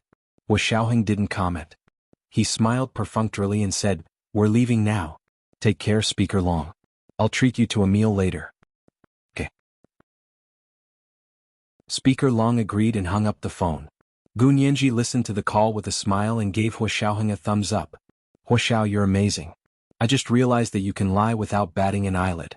It's more convincing than the truth. Hua Xiaoheng looked at her calmly. I never lie. Gu Nianji said. Where's your shame? I just don't tell the truth sometimes. Hua Xiaoheng smiled and reached out to pinch Gu Nianji's little face. Your face is here. Go wash your face. I'll book you a plane ticket. Gu Nianji looked up at the sky speechlessly. Making up a few lies without batting an eyelid was probably a special communication technique that the leaders of the Special Operations Forces had. Gu Nianji hurriedly ran back to the bedroom and took a few facial masks from the dresser. She put them in her small bag and dragged them out again without even opening her suitcase. This time Hua Xiaoheng's orderly, Fan Jian, and his personal secretary Yin Shixiang drove them to the airport. Yin Shixiang was reluctant to let Gu Nianji go. He took Gu Nianji's arm and winked. Nianji, Brother Xiong hasn't seen you in a long time. I really miss you. How about it? Can you sit with Brother Xiong on the way to the airport? Brother Xiong has a lot of intimate things to say to you. The sunny and handsome Yin Shixiang suddenly threw a few flirtatious looks at her. Gu Nianji had goosebumps. She couldn't stand it and shrank to the side. Brother Xiong, speak properly. Don't you know I'm scared when you're like this? Hua Xiaoheng glanced at them. Coincidentally, General Ji called. He still had some work to report, so he raised his chin at Fan Jian. You drive the car in the back. I'll sit with you. Nianji, you sit with Big Xiong. I'll see you at the airport. Okay. The chief is so understanding and observant. It's our blessing. Yin Shixiang quickly bowed to Hua Xiaoheng and pulled Gu Nianji into the car. Gu Nianji glanced at Hua Xiaoheng and saw him waving at her nonchalantly. She nodded. Then I'll go with Brother Xiong. She could stay for 2 weeks with Hua Xiaoheng anyway. She didn't mind the time spent on the road. Gu Nianji smiled as she sat in the passenger seat of Yin Shixiang's car. After the car started, Gu Nianji tilted her head and asked Yin Shixiang, Brother Xiong, what's the matter? You're looking for me so urgently that you can't even tell Hua Xiao? It was obvious from Yin Shixiang's expression that he had something to ask her. After Yin Shixiang got in the car, the mischievous smile on his face disappeared. He focused on driving and waited until the car was on the highway before asking Gu Nianji in a low voice, Bai Shuang, and little Zhe, what's going on? What do you mean what's going on? Didn't Hua Xiao already say it? Gu Nianji pretended to be confused and smiled. Don't bullshit with me. Yin Shixiang reached out a hand and turned Gu Nianji's head to face him. Tell me honestly what happened outside? Gu Nianji raised her eyebrows. It's confidential. I can't tell you. Forget it. Yin Shixiang curled his lips in disdain. The relationship between little Zhe and Bai Shuang isn't confidential. You won't tell me, right? If you don't tell me, I won't tell you what happened after Bai Shuang's coffin was taken away by the Bai family. Bai Shuang's coffin was taken back with the highest honor at the Imperial Capital International Airport, but Gu Nianji and Hua Xiaoheng didn't get off the plane at the time. The two of them waited for everyone to leave before quietly leaving the airport and going to the military compound for a meeting. Another 3 or 4 hours passed, and Gu Nianji really didn't know what happened in the meantime. She looked at Yin Shixiang suspiciously. What could have happened? Wasn't it just A memorial service, a funeral, that sort of thing, right? Yes, that's right. Yin Shixiang patted the steering wheel and nodded. And little Zay also went back with the Bai family. Gun Yinji's eyes widened. Brother Zay went to the Bai family? What did he go to the Bai family for? Could it be that he saw Bai Yueran after coming back and then fell in love with someone else? Why did she say the word, again? The corners of Gun Yinji's lips twitched. She was amazed by Zhao Liang's ability to flirt. What did you think he was going to do? Yin Shixiang glanced at her in amusement. Don't think so badly of our little Zay. He's a little confused when it comes to relationships, but who knows who they really like on their first date. Didn't I also? Suddenly feeling that something was wrong, Yin Shixiang snorted and swallowed the words he hadn't finished speaking. Gun Yinji narrowed her eyes unkindly and drawled, Brother Xiong, what do you mean? Be careful or I'll tell Chi-Chi. Okay, spare me, Miss Nianji. Spare me. If it weren't for the fact that he was driving, Yin Shixiang would have bowed to her. Wuxiao finally agreed to approve my marriage application when he comes back from Moscow. If you try to interfere, even if I can handle Wuxiao, I can't handle Chi-Chi. Looks like you still know how to be afraid. I forgive you. Gun Yinji patted Yin Shixiang's shoulder very generously. Tell me, what did Brother Zay go to the Bai family for? If you tell me, I won't tell Chi-Chi. Yin Shixiang, who was very good at talking, found that he had unknowingly been tricked by Gun Yinji.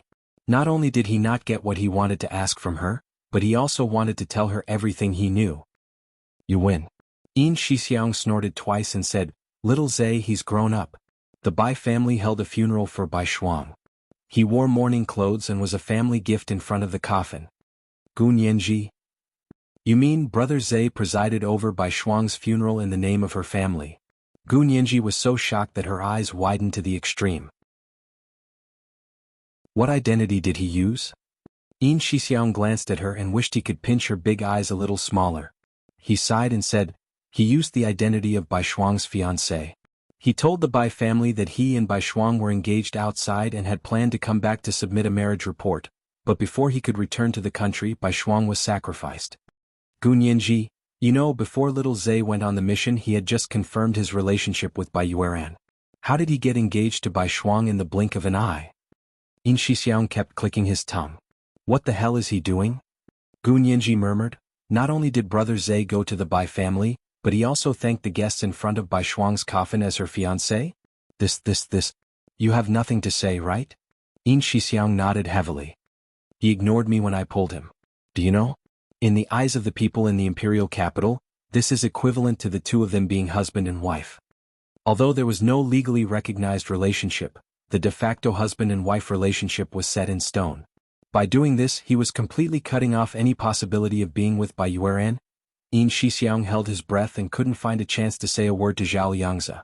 He originally thought it wouldn't be too late to ask Gun Yinji when she came back. However, he didn't expect Major General Hua to book a first-class Aeroflot ticket for Gun Yinji in the blink of an eye and take her to Moscow. Yin Shixiang had no choice but to take advantage of going to the airport to forcibly borrow Gun Yinji. He knew that Hua Xiaoheng understood what he wanted to ask and wouldn't mind. Gun Yinji had grown up with them, so Yin Shixiang knew that she wasn't someone who liked to keep people guessing. Gun Yinji didn't speak for a long time. After a while she asked faintly, what about Director Bai? How did Bai Yueran react? This was the first update of the day, Chapter 12-18, Special Communication Skills. The second update was at 1 p.m. and the third update was at 8 p.m. Mwah. Chapter 12-29. Yin Shixiang was silent for a while before saying, she seems to be avoiding suspicion. I haven't seen her talk to little Zay. But Yin Shixiang paused and looked ahead uncomfortably. I saw her staring at little Zay in a daze when no one was paying attention to her. Gun Yinji was speechless. Since no one noticed, how did you notice, Brother Xiong? Gun Yinji's focus was on something else. Yin Shixiang choked and couldn't help glaring at her. You're amazing. You even dissed Brother Xiong. I wouldn't dare. Gun Yinji smiled and cupped her hands. Pure logical analysis, pure logical analysis. Brother Xiong, please don't be offended. Yin Shixiang chuckled. Actually, in our line of work we have to keep our eyes open and ears open. Others may think that we didn't see anything, but in fact, we've been watching him secretly. We've turned him inside out. Right? Gun Yinji tilted her head. But Brother Zay isn't as smart as Brother Xiong. Yes, I admit that my computer skills aren't as good as little Zay's. Everyone has their own strengths and weaknesses. Everyone has their own specialties and specialties. Yin Shixiang said disapprovingly, I don't mean that we're all-rounders. It's just that I'm a little better than little Zay when it comes to interpersonal relationships. Therefore, Yin Shixiang was the one who contacted the outside world among Hua Xiaoheng's 4 personal secretaries. Technical support was always Zhao Liangzi. Gu Nianji leaned against the window and said thoughtfully, yes, you're good at interpersonal relationships, while little Zay is good at the computer network. But I think Hua Xiao is good at both. Of course. Why else would he be a major general and I'm just his personal secretary? Nianji, let me tell you, I rarely admire someone so much, but Hua Xiao is the only person I admire so much. Yin Shixiang was not only loyal to Hua Xiaoheng, but he also admired him. People like them believed in speaking with strength. Gu Nianji nodded and quietly changed the topic to Hua Xiaoheng. She hoped Yin Shixiang would stop asking about Bai Shuang and Zhao Liangzi. However, Yin Shixiang quickly discovered her plan. He glared at her and said, I've already said it. Now it's your turn, right? What was going on with Bai Shuang and Ozawa? If the two of them were so good that they were engaged, why would Bai Shuang sacrifice herself? Gu Nianji's mind raced as she tried to think of a way to answer Yin Shixiang's question without leaking the secret. Although Yin Shixiang was also a member of the Special Operations Forces and the deputy chief, he did not participate in this operation. Gu Nianji wasn't sure how much he knew or how much he should know.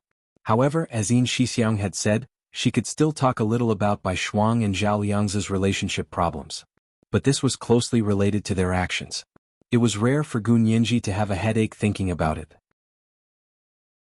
She let out a long sigh and slowly enunciated her words. Actually, just think of Brother Zay's actions as... Think of it as a spontaneous reaction to the sudden departure of his lover, who had just fallen in love with him, and a huge psychological trauma. He understood every word, but when put together he had no idea what Gu Nianji was saying. Speak human language. Yin Shixiang stepped on the gas pedal with a blank expression. The car suddenly sped up with a roar and changed to the fast lane to overtake several cars. Gu Nianji quickly pulled the lever above her head and said helplessly, It's really like this. Think about it yourself, if... Shut up. Yin Shixiang glared at Gu Nianji. Don't put little Zay and Bai Shuang and I together. Then it's settled. Gu Nianji closed her palms and wiped the sweat off her forehead. She had finally managed to fool him. If Yin Shixiang continued to ask, Gu Nianji really didn't know if she would leak the secret.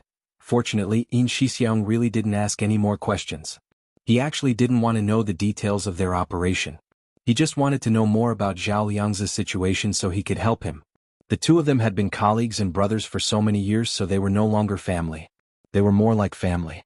Zhao Liangzi was lost and Yin Shixiang didn't feel good either. Especially since he was in a good relationship and would soon have a happy marriage, he felt even more sympathy for Zhao Liangzi. Now from Gu Nianji's words, Yin Shixiang understood that it was indeed a relationship problem. There were no other things involved, so he was relieved.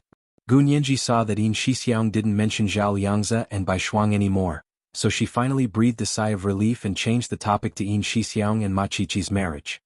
Brother Xiong, when do you plan to hold the wedding after your marriage report is approved?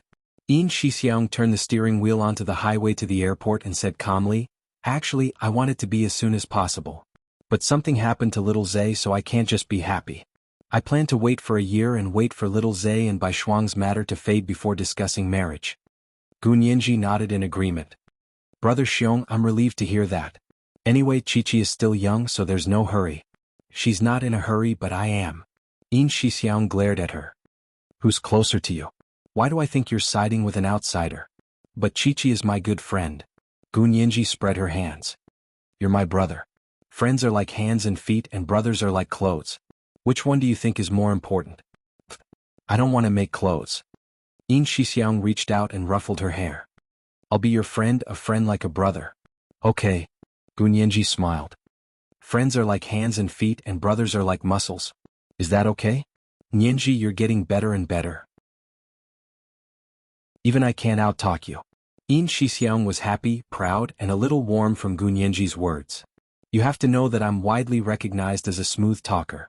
You're flattering me. Gu Nianji pretended to be modest. It's all because I'm in the same industry. You're already panting after a few compliments. That won't do. We have to be humble. Do you know how to be humble? Yin Shixiang teased her with a smile as he drove the car into the airport parking lot. In Hua Xiaoheng's car, he had been wearing a Bluetooth headset the whole way as he discussed work with General Ji. During today's meeting, Hua Xiaoheng gave a work briefing. There were many specific things that he didn't mention in the briefing, of course. General Ji read the briefing and remembered the letter from the Gu family that Gu Nianji had read. He couldn't help but be more curious about Gu Nianji's father, Gu Xiangwen. He called Hua Xiaoheng and asked, "Xiaoheng, how's the investigation on Gu Xiangwen's whereabouts going?" Hua Xiaoheng paused. He had sent Zhao Liangzi to the Cape of Good Hope waters near Cape Town for the MH210 plane. Now that the whereabouts of the plane was still being investigated, Bai Shuang's incident had happened. Hua Xiaoheng didn't know how long it would take for Zhao Liangzi to get back to work. He rubbed the space between his eyebrows awkwardly and said calmly to General Ji, "General Ji, we're still investigating. At present, there are many clues indicating that the situation isn't optimistic." Li Dishi was considered a master of both European and American intelligence agencies. Even he had personally gone out to search for something related to the Gu family. Gu Xiangwen was probably in trouble. This was today's second update, Chapter 1219, We're all in the same industry. It was 8 o'clock in the evening. Moi. Chapter 1230. Ominous. General Ji frowned. "In your opinion, was it man-made or an accident?" Hua Xiaoheng said cautiously, "It's hard to say. For so many years, the whole world has been looking for that plane for so many years. Only Gu Yanran claimed to have seen the crashed plane, but the father she rescued wasn't Gu Xiangwen. Therefore, more clues are needed to prove the truth of the accident." "That makes sense." General Ji nodded slowly. After a while, his expression relaxed and he said with a smile, "But Nianji's contribution this time is even greater. Even the Gu family's letter was given to the country. Do you plan to ask for credit for her?" Hua Xiaoheng shook his head. "No, the credit this time is still given to Bai Shuang. She really deserves the most credit. Everyone can ask for credit." General Ji thought for a moment. "I'll ask for credit for Nianji. Give her a first-class merit. She's not a member of your Special Operations Forces, but she's helped you a lot. It's not too much to give her a first-class merit." Hua Xiaoheng still said modestly, "If General Ji must ask for credit, just give her a second-class merit. A first-class merit is too eye-catching, and let's keep it a secret for now. Before our matter is announced, she shouldn't receive too much attention." "Okay, I understand. I'll get someone to write it down in her personal information." General Ji laughed and said, "Are you really bringing her to Moscow this time to wrap things up?" "Of course there's a beginning and an end." Hua Xiaoheng curled his lips and didn't say it clearly. General Ji was well aware. He touched his forehead and said with a smile, "That's good. I'll take her out to relax. There are many beautiful places in Moscow. It's almost May Day and there will be a grand ceremony in Moscow's Red Square. It's the first time in decades." Hua Xiaoheng. When they arrived at the airport parking lot, Hua Xiaoheng got out of the car and saw Yin Shixiang and Gu Nianji already waiting for them in front of the elevator. At this hour there weren't many people at the airport, but the elevator still rose and fell, taking passengers to their destinations. Hua Xiaoheng walked to Gu Nianji's side and looked at her and Yin Shixiang. "Are you done talking to each other?" Yin Shixiang. He felt an unknown power with a sour smell coming towards him. Hua Xiao clearly knew what he was going to ask. His legs trembled as he smiled sheepishly. "I was just concerned about little Zay's condition. Hua Xiao, I think little Zay needs to see a psychiatrist." "Yeah, tell him to look for Chen Lai."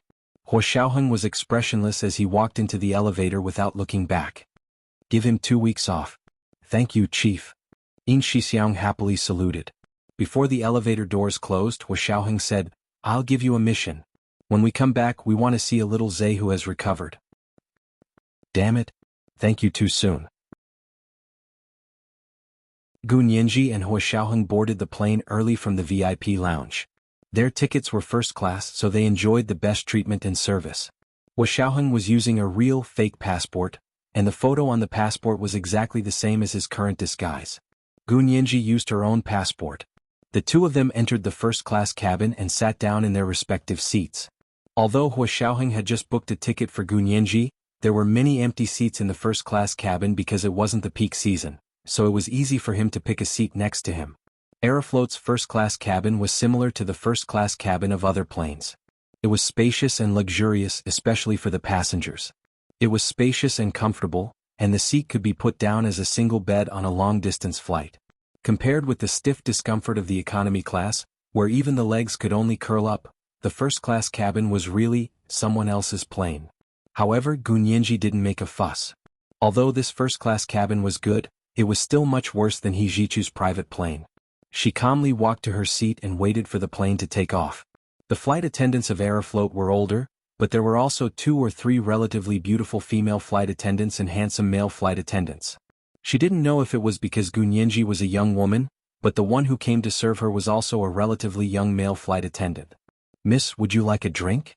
We have freshly squeezed wild berries that are good for beauty and are rich in vitamin C, especially suitable for drinking when traveling." The blonde male flight attendant spoke English with a Russian accent, and his attitude was very attentive. Hua Xiaoheng looked up and glanced at him calmly. Gunyenji nodded with a smile. "Okay, thank you." The male flight attendant was encouraged and gave Gunyenji a glass of freshly squeezed wild berries. Gunyenji tasted it and it was really delicious. It tasted sour with a hint of sweetness. There was no natural flavor and there was a little astringency in the sweetness. But the strange thing was that the little astringency didn't taste bad. On the contrary, it neutralized the sourness and sweetness, leaving an endless aftertaste. The fragrance lingered in the lips and teeth and she didn't feel thirsty. It was like a good tea and she didn't feel thirsty after drinking it. But Gunyenji needed to drink a lot of water after drinking other drinks such as Coke. The male flight attendant was even happier to see that Gunyenji liked it. After the plane took off and stabilized, he came over to introduce several other flavors of freshly squeezed wild berry juice to Gunyenji.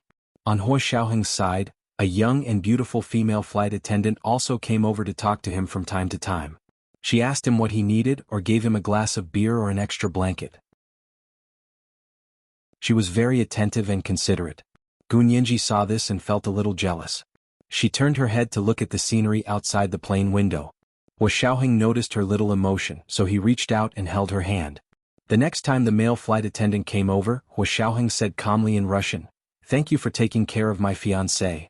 The male flight attendant? He didn't come over much after that. Gunyenji tried to calm the corners of her mouth and said calmly, "You're not telling the truth again." In fact, she meant that Hua Xiaoheng was lying. "Well, you want me to tell the truth? I can announce right away." Before Hua Xiaoheng could finish speaking, Gunyenji stuffed his mouth with a small berry. "Eat your fruit and don't talk nonsense." Gunyenji glared at him and remembered what Yin Shixiang had just said to her in the car. She whispered, "Brother Xiong said to postpone the wedding. He wants to wait until Brother Zhe recovers." Hua Xiaoheng, Big Xiong's own marriage report hasn't even been approved yet. He's really thinking too much. Hua Xiaoheng shook his head disapprovingly. Gunyenji pursed her lips. "At least he's planning a grand wedding after the grand proposal ceremony. Brother Xiong definitely won't let Chi-Chi down." Hua Xiaoheng, the two of them stopped talking and looked at the tablets they carried with them. Some were playing games while others were reading information. A few hours later, the plane was peaceful and unusually stable. It didn't look like a plane flown by a fighting nation. Gunyenji woke up from her sleep and was about to tease them when she suddenly felt the plane shake rapidly. "What happened?" Hua Xiaoheng held her hand. "It's okay. It should just be the airflow." Not long after, the voice of the flight attendant appeared on the plane to comfort everyone not to panic. It was just a problem with the airflow. Gunyenji sighed and said with a smile, "After all, it's a plane that can take off and land normally on windy and hazy days. It should be fine." Hua Xiaoheng curled his lips and was about to speak when a female flight attendant stood nervously in front of the first-class cabin and said to the passengers in the cabin, "Our captain suddenly fell ill. Is there any passenger who knows how to fly the plane?" Gunyenji, F*ck, she should change her name to Gu Jinx Nianji. She had just praised the fighter nation for flying extraordinary planes, and now they were slapping her in the face. There were only 4 or 5 passengers in the first-class cabin. Everyone looked at each other. Hua Xiaoheng said slowly, "Don't you have a co-pilot and observer on your plane?" On such a large international flight, in addition to the captain and co-pilot, there was also an observer on the plane. The observer was a substitute for the co-pilot. However, observers generally didn't have the qualifications to fly the plane and could only watch from the sidelines. However, under special circumstances such as this situation, an observer could also be used as a co-pilot. The female flight attendant said nervously, "The observer fainted from fear." "Gunyenji, how could such a coward fly a plane?" Gunyenji rolled her eyes in her heart and wanted to open the window baffle to see the situation outside. She had put down the window baffle when she was sleeping. Gunyenji was stunned when she pulled up the baffle on the window. It was pitch black outside. No, it didn't look like it was black, but thick clouds of fog that rolled and rolled around the plane. It looked a little creepy. What kind of airflow was this? Xiaoheng looked down and thought about it for a moment. He smiled and said, I know how to fly a private plane. I haven't tried such a large plane before, but I can help. He stood up but picked Gunyenji up as well. She's my assistant. I'm going to take her to the cockpit with me. This was the third watch of the day, chapter 12:20, You're Not Telling the Truth Again. Good night, dear ones. Chapter 12:31. In Europe and the United States, there were many people who could fly planes. Generally, a well-to-do family could afford to go to a flying school to learn how to fly a plane. However, even if one did not have the money, as long as they were willing to learn and had the qualifications, they could get a loan to attend a flying school. As long as he graduated, earning money would not be a problem. Of course, the proportion of rich people who knew how to fly was even greater. Many of them had their own pilot licenses. However, most people drove small private planes, which were fundamentally different from large passenger planes. It was normal for a female flight attendant to come to the first-class cabin to ask if there were any passengers who knew how to fly. Because most of the people who sat in first class were rich, the proportion of them who knew how to fly was also higher. Xiaoheng picked up Gunyenji, who was sitting next to him, and wanted to bring them to the cockpit. The female flight attendant didn't think much of it. She thought that Gunyenji probably knew how to fly a plane, or at least help the male passenger fly a plane. Therefore, she agreed without hesitation and took them to the cockpit. Stunned, Gunyenji was pulled over by Xiaoheng. After a while, she whispered, What can I do? Just sit next to me and don't do anything, Xiaoheng said calmly as he looked around the cabin. Because the plane was an enclosed space when flying in the air, unless they wanted to hijack the plane, most bad people would not choose to commit crimes on the plane. Xiaoheng was just habitually vigilant, even in an enclosed space. Gunyenji thought it wasn't a bad idea. She could watch Xiaoheng fly the plane, so she was happy again. She raised her head and followed him into the cockpit. The cockpit was relatively large and there was a simple camp bed in the corner. The person lying on it was probably the captain who had fainted due to his illness. The person sitting in the captain's seat must be the co-pilot from before. The female flight attendant had invited Xiaoheng over to be the co-pilot. A large passenger plane was not like a small private plane that could not be operated by a single person. Xiaoheng sat down in the co-pilot's seat and shoved a pair of spare co-pilot sunglasses into Gunyenji's hands. He then put on the captain's flight sunglasses, fastened his seatbelt, put on his headphones and looked at the dashboard. The pilot beside him hurriedly said, There's a problem here. One of the engines seems to have encountered some obstruction and shut down.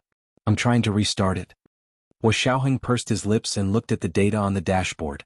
In front of the two of them were rows of flight instruments that were flashing with various lights. The mode control panel was responsible for setting the route, altitude, and speed. The main flight display was responsible for displaying the flight data. The navigation display was responsible for showing the direction of the flight, and the engine management system and the backup instrument panel. Gunyenji stood behind Xiaoheng and looked at the row of dashboards that looked like they were in a sci-fi movie. She then looked at the rolling black clouds outside the window and felt a sense of unreality. Alex, what's with those clouds? Gunyenji couldn't help but ask. Although Xiaoheng was wearing headphones, he still heard what Gunyenji said. Without turning his head, he said, Air currents. There are all kinds of air currents in the sky, and such air currents are very likely to be thunder clouds. Just as he finished speaking, the thick layer of black clouds in front of him was suddenly torn apart by a bolt of lightning that cut through the sky. Then there was a crisp sound and the entire plane shook uncontrollably. The plane was struck by lightning. Holy shit.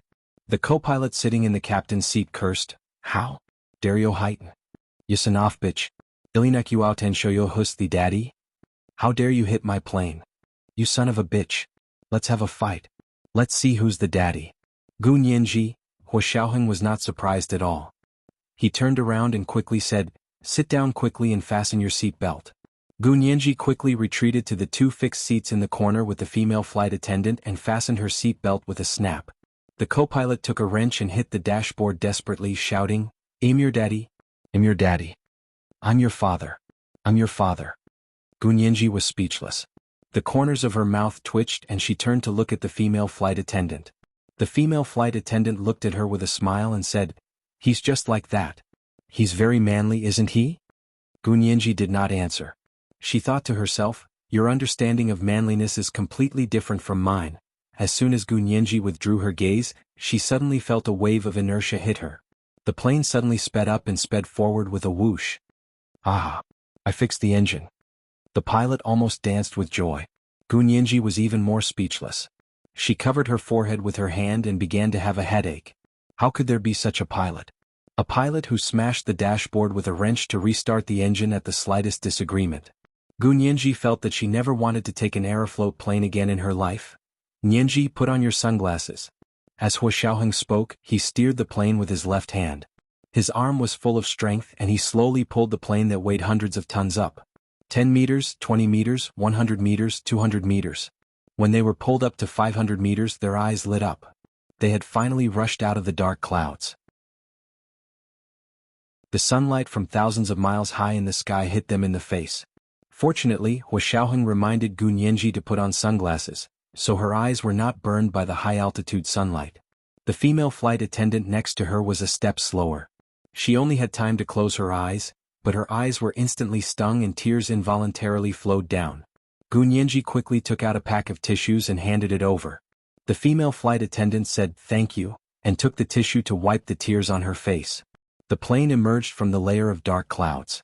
After calibrating the direction, it reset the flight mode to the established destination. Hua Xiaoheng breathed a sigh of relief and said, "You guys are really unlucky to encounter high-altitude lightning at this time." "Aha, do you think it's a natural phenomenon?" The co-pilot sneered and turned his head. He glanced at Hua Xiaoheng and looked him up and down. "You're a good pilot, aren't you? A fighter pilot?" "Hua Xiaoheng, your gestures are very stable, especially when pulling up.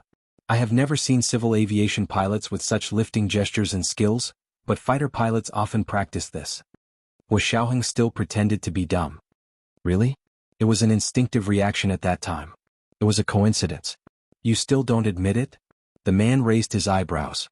He had a big beard, thick eyebrows and hair, and his whole body was full of hair. He waved his fist at Hua Xiaoheng. "I was an instructor for fighter pilots back then. It was said that most of the pilots of Aeroflot were fighter pilots. Now it seemed that it was true." Gunyanji muttered in her heart. Seeing that Hua Xiaoheng had been silent, she knew that he wanted to play dumb, so she interrupted him and said with a smile, "Sir, you are very good. You restarted the engine with a wrench. Also, what did you mean when you said that the dark clouds were not a natural phenomenon?" Her smile was sweet, her voice was crisp, and the topic she asked was what the co-pilot wanted to talk about. It seemed to immediately divert the man's attention. The man turned to Gunyanji and said with a smile, "Little girl, have you ever heard of the concept of weather weapons?" "Weather weapons?" Gunyanji shook her head. "No, but it sounds very sophisticated." "Yes, it is very sophisticated and also very sci-fi." The co-pilot laughed. "But most of it is indeed sci-fi science fantasy, and it has not yet been realized." Gunyanji couldn't help laughing. "Then what is a weather weapon?" "Weather weapons, simply put, are used as a means to create natural disasters to achieve the combat purpose of destroying the enemy, such as creating earthquakes, tsunamis, torrential rains, flash floods, heavy snow, and lightning." Gunyanji understood immediately and said, "Oh, it's similar to artificial rainfall, right?" "Yes. Artificial rainfall is the most basic use of weather weapons. Of course, artificial rainfall is a great benefit to help dry areas, but if artificial rainfall is used to cause landslides or cave-ins during a battle with the enemy, it is a weather weapon." Gunyanji knew that there were weather weapons, but she didn't believe that the dark clouds just now were weather weapons at all. However, she still applauded the co-pilot. "Well said. Sir, you are amazing." Being praised by a beautiful Asian girl, the hairy co-pilot smiled until his eyes were squinted into slits, which were hidden by his thick eyelashes and full beard, almost invisible. "However, if it is a weather weapon, then there must be a hostile party. Do you know who wants to do such a thing to your plane?" Gunyanji continued to ask. "Who else?" "There is only one country that is targeting our great Russia." The co-pilot gritted his teeth. "It's that damned United States." "Gunyanji, do you have any evidence?" Gunyanji asked carefully. "No. But I just know it must be them," the co-pilot answered confidently. There are only two countries in the world that have the ability to manipulate weather weapons of this scale. One is our late Soviet Union, and the other is the great United States. Even our current Russia can't do it. Gu Nianji pursed her lips. She wanted to say that the Wuxia Empire also had the ability. But seeing Hua Xiaoheng sitting next to her, she still didn't dare to lie. She only said, "But I don't think the weather weapon just now was very large." Because they quickly rushed out of the black clouds and left the layer of thunder and lightning clouds. How would they have the technology to carry out large-scale weather weapons now? Wouldn't that be heaven? The co-pilot snorted and spilled the beans. That layer of thunder and lightning clouds just now was the largest scale that the United States could do. They don't have that much energy if it's any bigger. Gu Nianji could also tell. After a moment of silence, she asked faintly, "Sir, aren't you a pilot? How do you know about the United States' achievements and resources in weather weapons? You're not bragging, are you?" "I'm bragging? Why would I need to brag?" The man slammed the dashboard in front of him, causing the wrench to jump up and fall to the ground with a thud. Gu Nianji shrunk her neck and muttered, "If you don't, then you don't. Just fly the plane properly. Don't slap it around. What if you mess up the control program of your engine again?" At that moment, Hua Xiaoheng spoke in Russian. "How could it be messed up? Mr. Vladimir, the famous current second-in-command of the KGB, is actually piloting the plane for us personally. I'm very honored." This was the first update of the day, Chapter 1221, The Daily Flying of the Fighting Nation. The second update was at 1 p.m., and the third update was at 8 p.m. P.S. Thank you to the leader of Beth 1211 for the 10,000 Chidian coins yesterday. Mwah.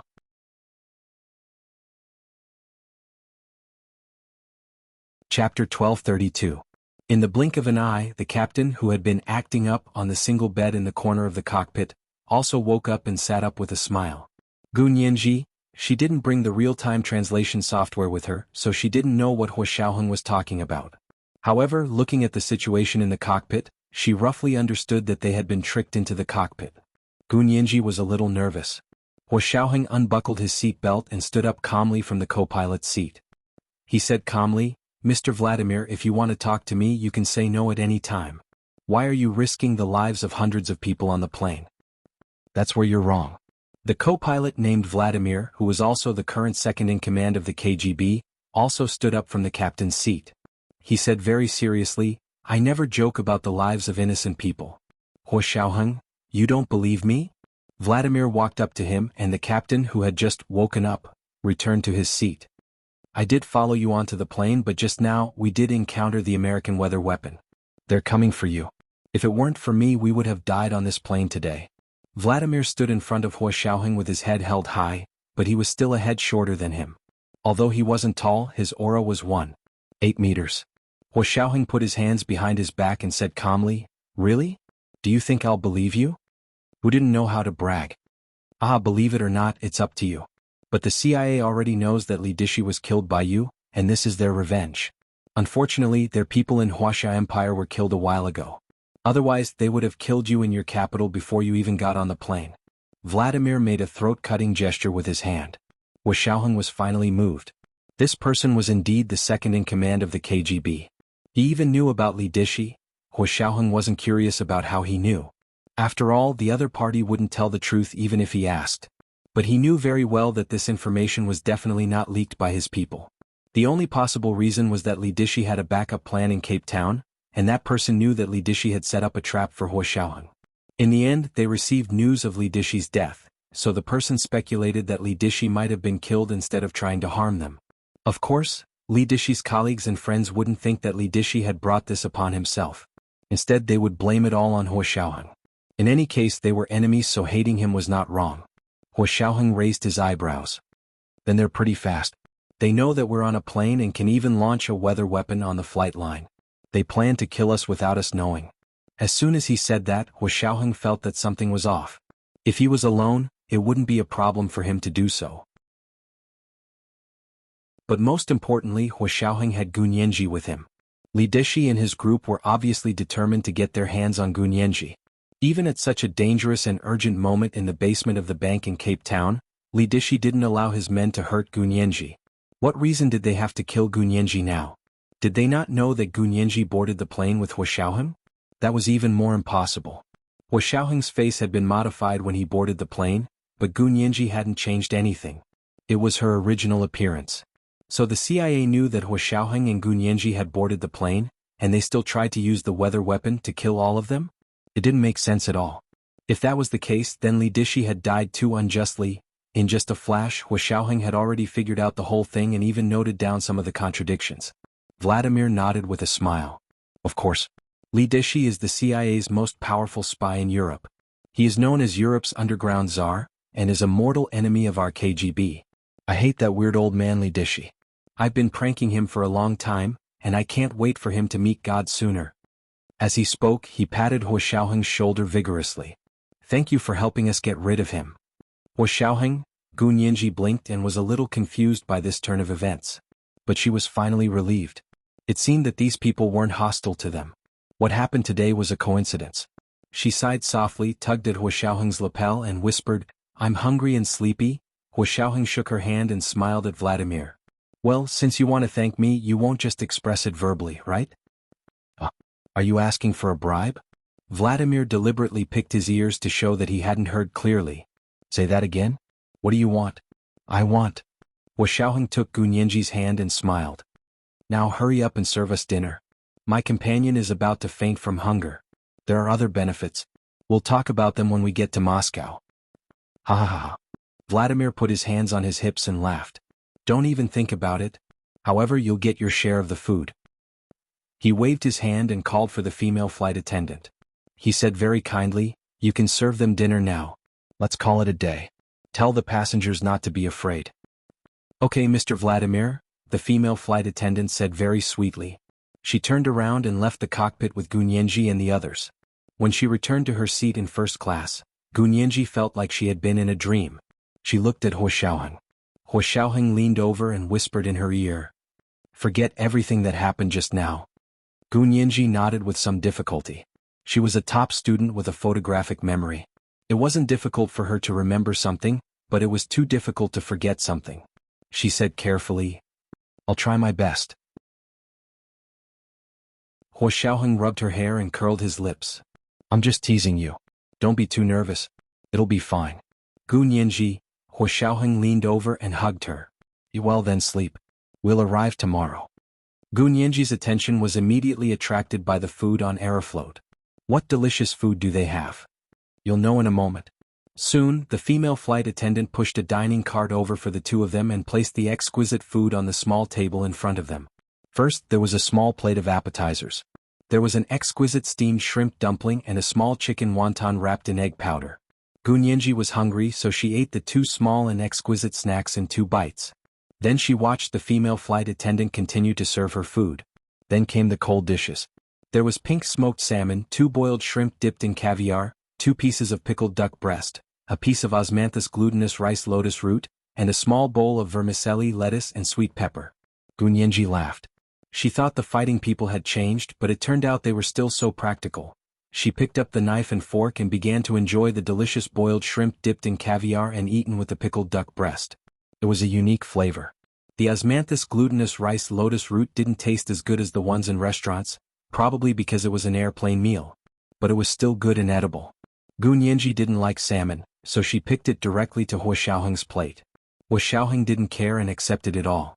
After eating the cold dishes, the female flight attendant served each of them a large plate of roasted chicken breast mixed with lettuce salad and shredded carrots that Gu Nianji hated.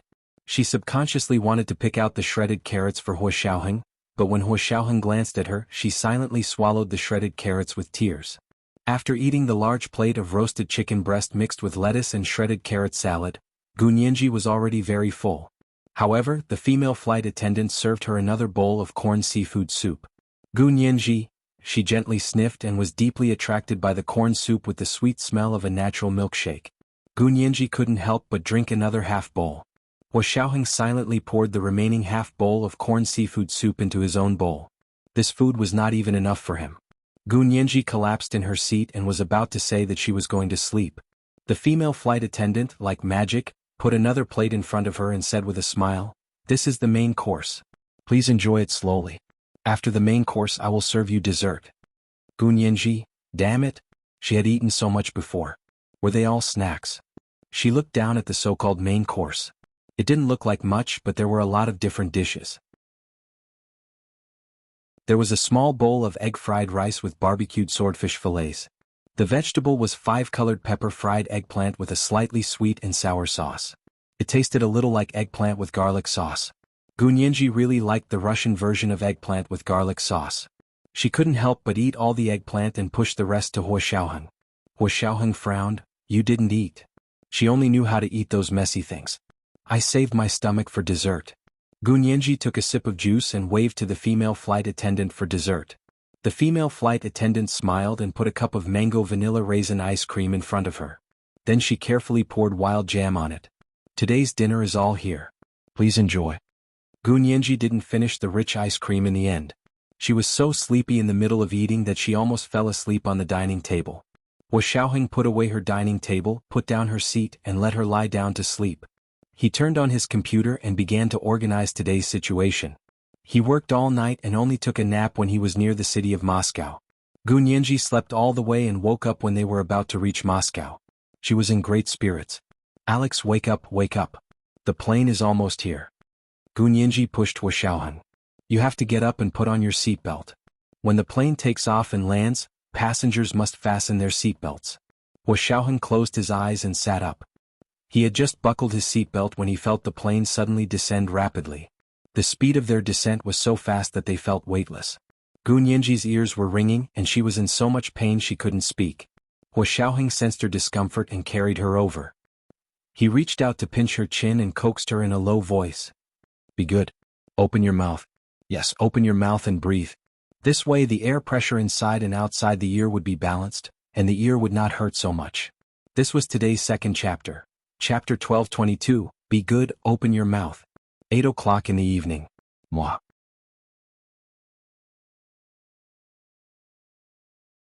Chapter 12:33. Gunyanji looked at Hua Xiaoheng with tears in her eyes. She thought to herself that the plane was indeed a fighter. It was so much more powerful than the other planes she had taken before. The takeoff and landing were so thrilling. It was as if someone was drilling into her ears with an electric drill, and it hurt so much that she couldn't think. Hua Xiaoheng's voice was actually very loud, but in her ears, it sounded like it was coming from a distant place, leaving only a faint echo of emptiness. Her mind was filled with the rumbling of the plane's engines. Hua Xiaoheng hugged her upper body and laid her in his arms, gently stroking her back. After a while, he didn't let go of her until the plane landed with a loud bang and skidded quickly on the airport runway. Gunyanji's face was already pale and bloodless from the pain. After the plane stopped, the two of them sat for a while before unbuckling their seat belts and standing up. The two of them dragged their suitcases out of the plane. When they were about to go to customs, the KGB's second-in-command, Vladimir, who was the passenger plane's co-pilot, caught up. "Major General Hua, we have a superior who wants to see you. Please come with me." Hua Xiaoheng knew that these people already knew his identity, so he didn't refuse. He took Gunyanji's hand and said, "Okay, can she come with me?" "But our superior didn't say he wanted to see her." Vladimir said kindly, "But she can wait outside the door when you meet with the superior." Gunyanji's expression was subtle. Hua Xiaoheng raised an eyebrow and instantly understood that Li Dishi had kept the news of Gunyanji a secret until his death. It seemed that the backup he had left behind didn't know about Gunyanji. Therefore, the KGB obviously didn't know how important Gunyanji was to Li Dishi. Of course, this was also good. He didn't have to rack his brains to deal with the KGB. Hua Xiaoheng smiled and said gently, "That's fine too. She has no sense of direction, so I don't trust her to go to the military camp alone." Gunyanji? Who had no sense of direction? Who had no sense of direction? Who had no sense of direction?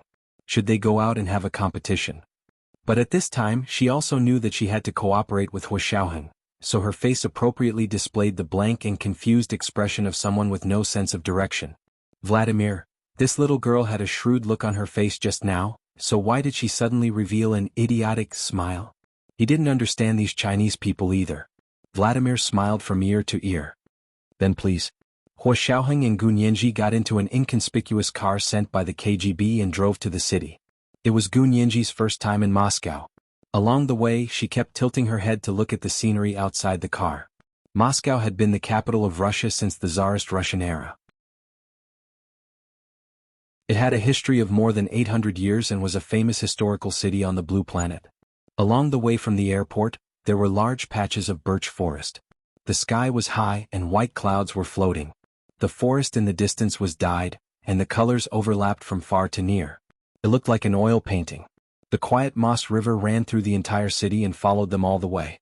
In the city there were more colorful and ethnic buildings, but there were also modern skyscrapers.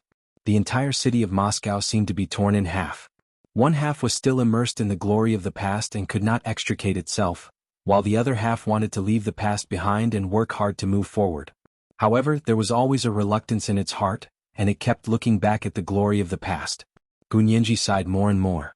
She simply took out her phone and kept taking pictures of the scenery outside. It wasn't until the Kremlin and Red Square suddenly appeared in her lens that Gunyenji exclaimed, "That's the famous Red Square." Following Hua Xiaoheng, Gunyenji was also familiar with the history of World War II. Back then, the former Soviet strongman Stalin held a grand military parade here, and then a group of young people in their prime, who had never been to the battlefield and hadn't even received much military training, sang from here and rushed to the battlefield. For the victory of World War II, the former Soviet Union made great sacrifices and contributions. Gunyenji clicked her tongue and said, "The defense of Stalingrad was a major turning point on the European battlefield. The former Soviet Union paid the price of more than 1 million casualties, but unfortunately Europe and the United States now don't say that the defense of Stalingrad was a major turning point on the European battlefield. Instead they say that the Great Escape, the Dunkirk evacuation, was the turning point on the European battlefield." What a joke. Gunyenji's words successfully aroused Vladimir's common hatred for the enemy. He had been talking to Hua Xiaoheng in a low voice, but when he heard Gunyenji mention this, he instantly became angry. These little bastards. Do they think we're dead? Gunyenji pursed her lips. The former Soviet Union was already dead. Hua Xiaoheng said in a low voice, "So when your country disappeared, your history would be tampered with without hesitation. Mr. Vladimir, I'm very sorry about what happened to you. The merits had been erased, the truth had been buried, and all the bad things had been pushed onto it. The benefits that it had once enjoyed were not mentioned at all. That was reality. Relatives may still be sad, but others have already sung. What is the path of the dead, and their bodies are on the same mountain." Note, quoted from Tao Yuanming's elegy, Vladimir had a good impression of Hua Xiaoheng to begin with. Now that he heard what he said, he felt even closer to him. He tapped his hand on his knee and began to hum a beautiful melody. Late at night, the garden was quiet and the leaves were no longer rustling. How beautiful the night was, how enchanting, what a quiet night. The small river flowed quietly with slight waves. The bright moon shone on the surface of the water, silver. I could vaguely hear someone singing softly. What a quiet night. My sweetheart sat by me and looked at me in silence. I wanted to tell you, but I was embarrassed, so I kept it in my heart. The long night is almost over and the sky is just beginning to brighten. I sincerely wish you all the best. I hope that from now on, you and I will never forget that night on the outskirts of Moscow. I can sing this song too." Gunyenji's eyes lit up, and she started humming along with Vladimir.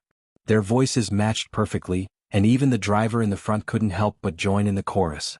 Hua Xiaoheng, Gunyenji successfully stirred up the atmosphere and instantly got closer to the other party. She also exchanged social media accounts with the driver in the car as well as Vladimir, and the three of them and became friends. She casually said, "If only you guys had QQ accounts." "I have more QQ accounts." The other party immediately said, "Then let's add each other as friends." Gunyenji, "Ors, there really is QQ accounts =_= hashtag." The three of them took out their phones and scanned each other's QR codes to add each other as friends. Gunyenji immediately sent an emoji pack in a red packet. "Haha, I have a red packet. I have a red packet." Vladimir looked at his red packet happily and smiled. "What about me? What about me?" The middle-aged driver turned around and asked Gunyenji anxiously, "How much red packet did you give me?" Hua Xiaoheng couldn't help but say to the driver, who kept turning back, "Drive carefully. The red packet can be kept for 24 hours. You don't have to open it immediately." Gunyenji. When they got out of the car in front of the Kremlin, the middle-aged KGB driver and the second-in-command of the KGB, Vladimir, regretted not having met Gunyenji earlier. They couldn't wait to become sworn brothers and sisters with different surnames. The three siblings smiled with their backs to the magnificent and brightly colored Kremlin on the Red Square as they took a group photo. Between the two sturdy human bears stood a beautiful elf-like girl. Together they made a peace sign and cheered, perfectly illustrating the combination of beauty and beast. Hua Xiaoheng held his phone and took pictures of the three of them expressionlessly. His heart was filled with both sadness and indescribable pride. His field personnel had spent so much time in Moscow, but they hadn't been able to find the online social media account of the second-in-command of the KGB, Vladimir. Gu Nianji had actually managed to get her hands on it so easily. This was the third update of the day, Chapter 1223, Add Me as a Friend. P.S. The lyrics here are Mr. Shui Fan's translation of Evening on the Outskirts of Moscow. I like it very much, moi.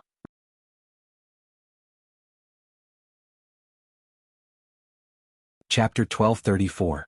The three of them happily took several photos, then gathered together to choose the best one.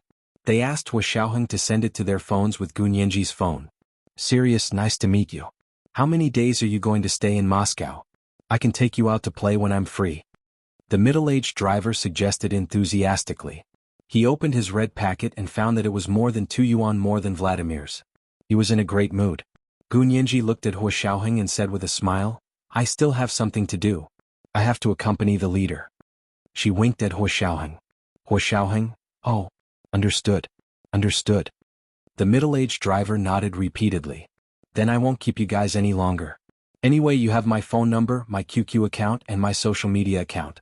Send me a message if you need anything. Okay. If there's anything, let's contact each other online. Gu Nianji waved at him. I just added you on WeChat. Hurry up and accept. Then I'll like your WeChat moments. After Gu Nianji added their phone numbers, she found that they both had WeChat, so she immediately chose to add them as friends. It was easier to add a WeChat account than a QQ account. You could add them as long as you saw the phone number. Of course, most of it required the other party to click through. The middle-aged driver quickly clicked pass, and the relationship between the two of them became even closer. The second-in-command of the KGB, Vladimir, heard this and quietly looked at his phone. He found that Gu Nianji had also asked to add him on WeChat. He immediately smiled and clicked pass. Hua Xiaoheng glanced at Vladimir's WeChat account without batting an eyelid. He immediately discovered it.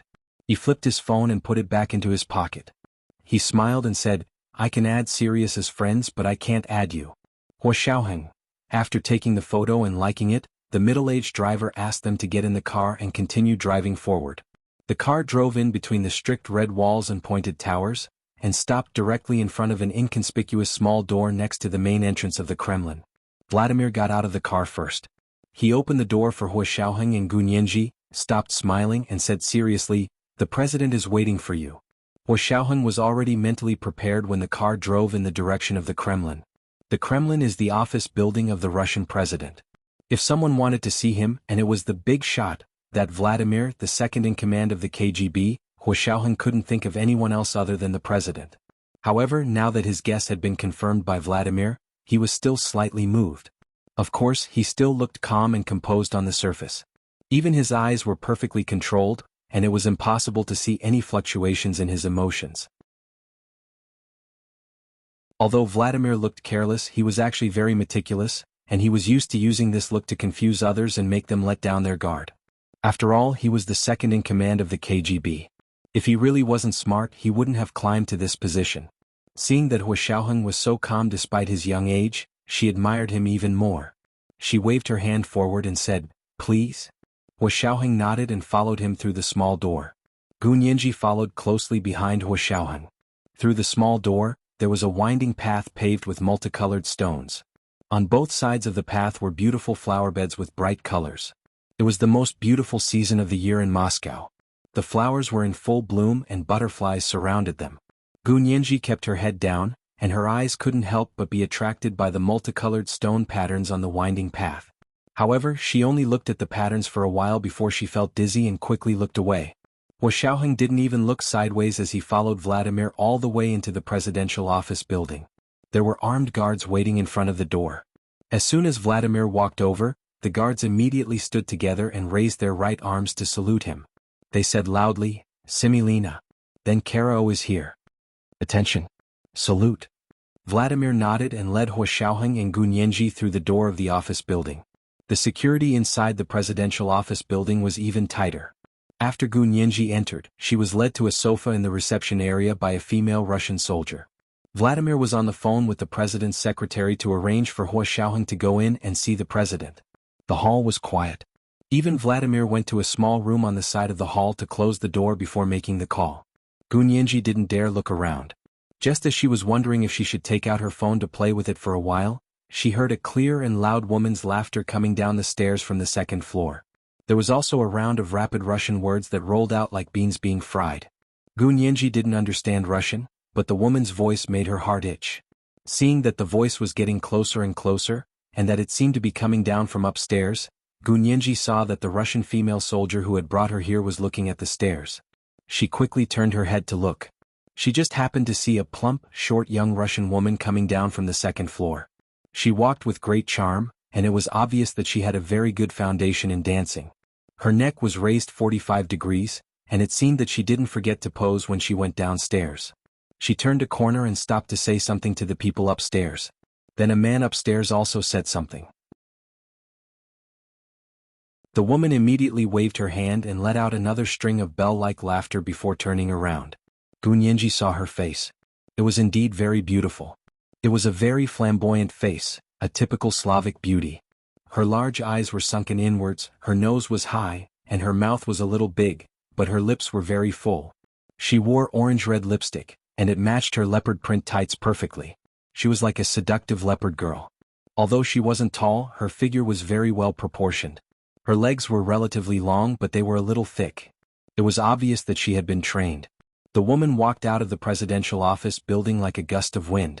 Before Gun Yanji could look away, she heard someone speaking on the other side of the stairs. It was the man who had spoken to the leopard print lady earlier, but this time he didn't speak Russian. Instead, he spoke English with a Russian accent. "Are you Major General Hua from the Wuxia Empire?" "Hello, I'm Pushin." The man extended his hand to Hua Xiaoheng. Gun Yanji trembled when she heard this. So this man was the Russian president. Then that leopard print girl just now, she seemed to have seen some great secret. Gun Yanji quickly turned her head away and looked at the coffee table in front of her anxiously. After a while, when Hua Xiaoheng and the others went upstairs and the voices upstairs could no longer be heard, Gun Yanji quietly looked at the Russian female soldier who had accompanied her and asked in English, "Do you speak English?" As someone who would die if she didn't gossip, Gun Yanji couldn't help but try to get some information out of her. The female soldier finally withdrew her envious gaze from behind the leopard print girl who had just left the door. "Yes, I do." She smiled and nodded. "That's great." Gun Yanji sat up straight and waved at the female soldier. "Come, sit down and talk. By the way, do you have a QQ account? I'll send you a red packet.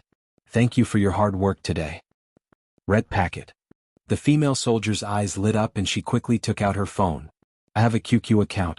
I haven't been playing for long, so I don't know how to use a lot of functions. But I know how to use a red packet." Gun Yanji smiled and tapped her fingers lightly.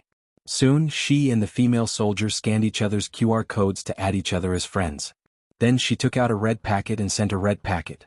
When the Russian female soldier saw such a large red packet, she smiled so widely that her eyes couldn't be seen. She said, "Oh, I used to only get a few kopecks when I snatched red packets. I've never snatched such a big red packet before." 1 Wuxia dollar could be exchanged for 8.6 rubles, so Gun Yanji sent her a red packet of 66 yuan. If converted into rubles, it would be more than 500 rubles. It was a small windfall. She couldn't help being even more affectionate towards Gun Yanji. After the two of them got to know each other, Gun Yanji asked quietly, "Who was that girl just now? She's so beautiful. Don't you know her?" The Russian female soldier also looked like she was eager to share some gossip with someone. There were some things she didn't dare tell her family or her colleagues in the army, but Gun Yanji was a foreign tourist. It should be fine if she told her. Gun Yanji shook her head and asked with great interest, "She seems to have come down from upstairs. Is she a staff member of your president's staff?" "She's not." The Russian female soldier lowered her voice and whispered into Gun Yanji's ear, "She's a world-famous gymnastics champion. But now she's our president's girlfriend?" Gun Yanji's eyes widened. "Doesn't your president have a wife?" "They're divorced a long time ago." The Russian female soldier quickly put her finger to her mouth to shush her. "Don't tell anyone, they already have a son. It's just that they haven't made it public." Gun Yanji's heart was pounding. She nodded stiffly. "Yes, I definitely won't tell anyone." At that moment, in the office of the Russian president, Hua Xiaoheng was saluting the more powerful Russian president.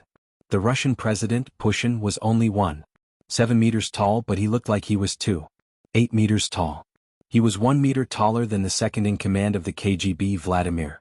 In front of Hua Xiaoheng, who was 1.88 meters tall, Pushin's aura wasn't weak at all. He looked at Hua Xiaoheng with his hands behind his back and said with a smile, "When I first entered politics, I was your age." Hua Xiaoheng quickly lowered his head and said, "You flatter me, His Excellency. I'm just a small soldier. I'm not comparable to the president." "You're too modest." Pushin smiled and invited him to sit down. "I heard that you were here more than a week ago, so I wanted to see you. I didn't expect you to leave again." Hua Xiaoheng pursed his lips, and his eyes quickly swept over Vladimir's face, who was standing behind Pushin. When the hairy Vladimir didn't speak, his entire face was buried in his beard, so it was impossible to see his expression. When Vladimir saw this, he spoke up to help him out. "Our president heard that you killed Li Dishi, so he specially received you." Hua Xiaoheng smiled and said non-committally, "I really didn't kill Li Dishi. I don't deserve this credit." Indeed, he hadn't done it himself. It was Bai Shuang. Then who was so powerful as to kill Li Dishi? The Russian president was from the KGB, so he still attached great importance to intelligence from various countries. It was a woman, but she and Li Dishi died together. Hua Xiaoheng thought about it for a moment, then told them a little about Bai Shuang. Of course, he didn't mention Bai Shuang's name, but only mentioned her contributions to the country. What a pity. What a pity. Pushin and Vladimir shook their heads together to express their regret. After asking about this matter, Pushin indicated that he was seeing them off. He stood up and said, "The day after tomorrow is the opening ceremony of the International Special Forces competition. We will meet again then."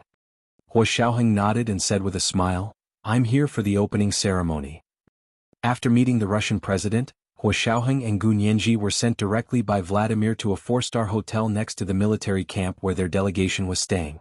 Now that the Huaxia Empire's Special Forces delegation had their own official instructors, it was inconvenient for Hua Xiaoheng, a nominal leader, to stay in the military camp. Besides, he wanted to spend more time with Gu Nianji, so he agreed to stay in the hotel. The delegation booked 2 rooms for them. Hua Xiaoheng's was a suite and Gu Nianji's was a little worse.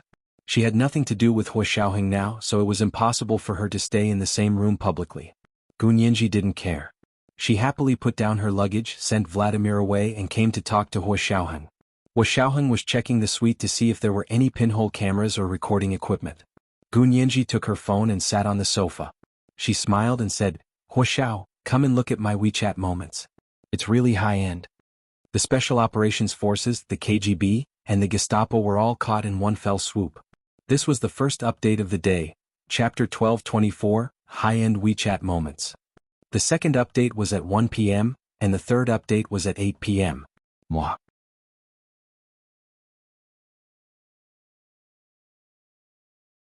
Chapter 1235. Including the elites of the 3 kingdoms. It's a pity that I don't have anyone from the CIA in my circle of friends. Gu Nianji was happy but also a little regretful. Hua Xiaoheng snorted. "What about Mossad? Do you want it? I have their contact information." Gu Nianji's eyes lit up. She ran over and clasped her hands together to cup them under her chin. She looked at Hua Xiaoheng pleadingly. Her large eyes with contact lenses fluttered, and her long eyelashes fluttered like 2 rows of small fans, making Hua Xiaoheng's mouth go dry. He turned around and gulped down a mouthful of saliva. He grabbed a bottle of iced mineral water from the fridge and drank it before saying indifferently, "Stop messing around. I was just teasing you and you actually believed it." Gu Nianji pouted. "They're all big shots. I can't afford to offend them." Hua Xiaoheng walked around the room again and said, "I've checked everything here. There's nothing wrong, but I'm still worried." Gu Nianji was confused. "Didn't you check everything? Why are you worried?" "This apartment is too big, so it's not easy to search. Although I've searched once, I feel like I might have missed some places. I'll take you back to your room. It's getting late, you should rest early." Hua Xiaoheng put the bottle of mineral water back into the fridge. "Okay." Gu Nianji didn't suspect anything and followed the stern-faced Hua Xiaoheng to her room. Gu Nianji's room was a very ordinary king-sized room, which meant that there was only one bed. The room wasn't big and there was a small sofa inside. Behind the sofa was a Russian-style screen. Behind the screen was a large bed. On the other side of the big bed was a bright floor-to-ceiling window. Outside the floor-to-ceiling window was a small balcony. There were 2 rattan chairs on the balcony. If it wasn't cold at night, you could sit on the rattan chairs and watch the stars. Gu Nianji had only brought her suitcase in and hadn't even packed it yet. As soon as they entered the house, Hu Xiaoheng turned off the lights. Thick golden velvet curtains hung in front of the French windows, blocking out light and soundproofing. As soon as the lights were turned off, the room was plunged into darkness. Hu Xiaoheng took out a device that specialized in detecting infrared devices at night and aimed it at the room to investigate carefully. Hu Xiaoheng didn't know if it was because Gu Nianji was an insignificant person in the eyes of those people, or because she had hit it off with the second-in-command of the KGB, Vladimir, and had become good friends despite the difference in age. Hu Xiaoheng didn't find any secret cameras or listening devices in Gu Nianji's hotel room. He had just found 2 pinhole cameras and a mini recorder at his place, all of which were remotely controlled through the internet. Hu Xiaoheng had deliberately said in his room that he hadn't found anything, because he was sure that someone was monitoring his room remotely from the other end. By saying that, he could numb those people. Otherwise, if the other party found a way to install a new camera on him, it would really be impossible to guard against it. Gu Nianji held her phone and leaned against the wall by the door. She scrolled through her WeChat moments and asked Hu Xiaoheng, "Did you find it? Can you turn on the lights now?" Hu Xiaoheng used the device to check every corner of the house, then the bathroom, the ceiling, and even the safe. There were indeed no cameras or recording devices. Hu Xiaoheng put away the device and put it in his pocket. He looked up and saw Gu Nianji leaning against the wall with her phone in her hand. The phone screen emitted a faint fluorescent light, illuminating her small face in the dark. It was even brighter than the phone screen. Hu Xiaoheng swallowed again and walked over to take the phone away from Gu Nianji's hand. He then wrapped one hand around her waist and the other around the back of her head. He positioned her so that she would be kissed with her head raised. He leaned over and kissed her. Gu Nianji whimpered and wanted to push Hu Xiaoheng away. However, as soon as Hu Xiaoheng's warm lips touched hers, she instantly forgot about it. She only wanted to hug him and cling to him. Gu Nianji didn't know when Hu Xiaoheng left that night. She was so tired that she fell asleep immediately. Hu Xiaoheng was the one who fetched water for her and wiped her body. She woke up once in the middle of the night, but there was no one beside her. She knew that Hu Xiaoheng must have left, so she didn't care. She turned over and continued to sleep. When she woke up the next day, she thought she was dreaming when she saw Hu Xiaoheng sitting by the bed and flipping through her phone. Gu Nianji rubbed her eyes and sat up. She yawned and asked, "Where did you sleep last night?" "Of course it was my room. Did I spend the night in your room?" Hu Xiaoheng turned around with a smile and handed the phone to her. "Your 2 new friends really like to post on their WeChat moments." Gu Nianji snatched the phone and pouted. "How did you turn on my phone?" She had clearly deleted Hu Xiaoheng's fingerprints. Hu Xiaoheng smiled and held Gu Nianji's hand. He tapped her left thumb. "When you were sleeping, I used your thumb to turn on the phone." Gu Nianji was speechless again. Okay, there was nothing wrong with that. However, Gu Nianji was still unhappy. "Don't look at my phone if you have nothing to do. I also have my privacy." Hu Xiaoheng smiled but didn't say anything. Gu Nianji felt short of breath when she looked at him. Yes, talking about privacy in front of Hu Xiaoheng? Wasn't this the new era of showing off in front of an expert? Or perhaps it should be called talking about privacy? Gu Nianji braced herself and said, "Even if you have the authority, you can't use it indiscriminately. Besides, you're looking at my phone. Can I look at your phone? Why can't you?" She had originally thought that Hu Xiaoheng's phone wouldn't be seen by just anyone, including her. In her mind, Hu Xiaoheng had too many secrets, and his phone was probably the only thing comparable to the advanced computer in the central control room of the Special Operations Forces. He would never let anyone see it. But before she could finish her sentence, Hu Xiaoheng had already said, "Okay." He then took out his phone and handed it to Gu Nianji without hesitation. "I'll show you. You're really letting me see anything I want." Gu Nianji was pleasantly surprised and emphasized the word, anything. Hu Xiaoheng grunted. "Anything?" Gu Nianji happily took the phone from Hu Xiaoheng's hand and pressed it. She found that Hu Xiaoheng's phone actually had her fingerprint saved, and he could use her fingerprint to turn on the phone. She immediately smiled. He was quite self-aware, so it was easy to check on him. Gu Nianji had never checked Hu Xiaoheng's phone. This time, Hu Xiaoheng had taken the initiative to come to her, so she wasn't going to hold back. Hu Xiaoheng handed over his phone and asked Gu Nianji for her phone. "Let's exchange equally." Gu Nianji smiled and put her phone back in Hu Xiaoheng's hand. She only focused on looking at Hua Xiaoheng's phone. However, as soon as she swiped open Hua Xiaoheng's phone, she knew that she had lost out. Hua Xiaoheng's phone only had text messages and WeChat. There were no other social media apps. When she opened his WeChat, there were only 4 people: Miss Song, Gu Nianji, Zhao Liangzi, and Yin Shixiang. Gu Nianji chuckled.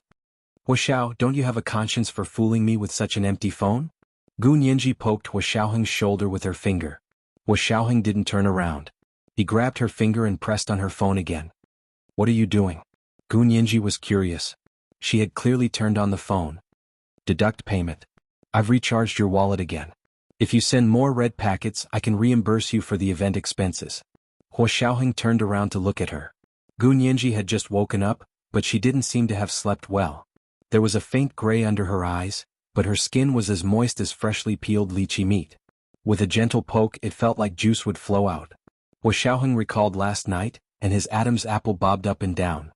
His voice suddenly became low. Go wash up and then we'll go down for breakfast. Gu Nianji replied with an "oh," and slowly lifted the blanket. She got out of bed in a strange position. Your leg is still uncomfortable? Hua Xiaoheng reached out to support her. Gu Nianji rolled her eyes at him. You already know the answer. She was about to turn off her phone when she saw another little red dot on her WeChat Moments.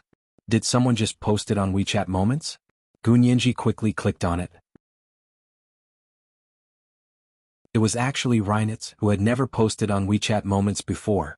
Damn, what day is it today? Is it the wedding anniversary of the KGB and the Gestapo? Gu Nianji muttered as she glanced at it, then froze. Reinitz's profile picture was still a blonde, blue-eyed military uniform registration photo. His religiously ascetic face was revealed in the small, buzz-cut profile picture, which made him even more seductive. This was the first post he had posted on WeChat Moments that morning. Bringing a team to Moscow to participate in the opening ceremony of the International Special Forces competition. The accompanying photo was of the military airport on the outskirts of Moscow. Below the plane there were also vague tall Germanic Special Forces soldiers. Gu Nianji gasped and quickly pushed Hua Xiaoheng. Hua Xiao, Reinitz is also here to participate in the opening ceremony of the International Special Forces competition. Do you think he's really here to participate in the opening ceremony, or is he targeting us? Hua Xiaoheng frowned. Reinitz is here too? He doesn't belong to the Special Forces system. Could it be that he was also trying to cover up some ulterior motive like him? As she spoke, Gu Nianji had already liked Reinitz's post on WeChat Moments and left a comment. Welcome to Moscow. It's beautiful here and the food is delicious. Hua Xiaoheng glanced at Gu Nianji's fingers. She had liked it too quickly. He was just about to remind Gu Nianji not to interact with Reinitz, but, before Hua Xiaoheng could say anything, Gu Nianji received a few voice messages on WeChat. They were sent from Reinitz's profile picture. This was the second update of the day, Chapter 1225, I Have Privacy Too. At 8:00 p.m. the third update. Wax.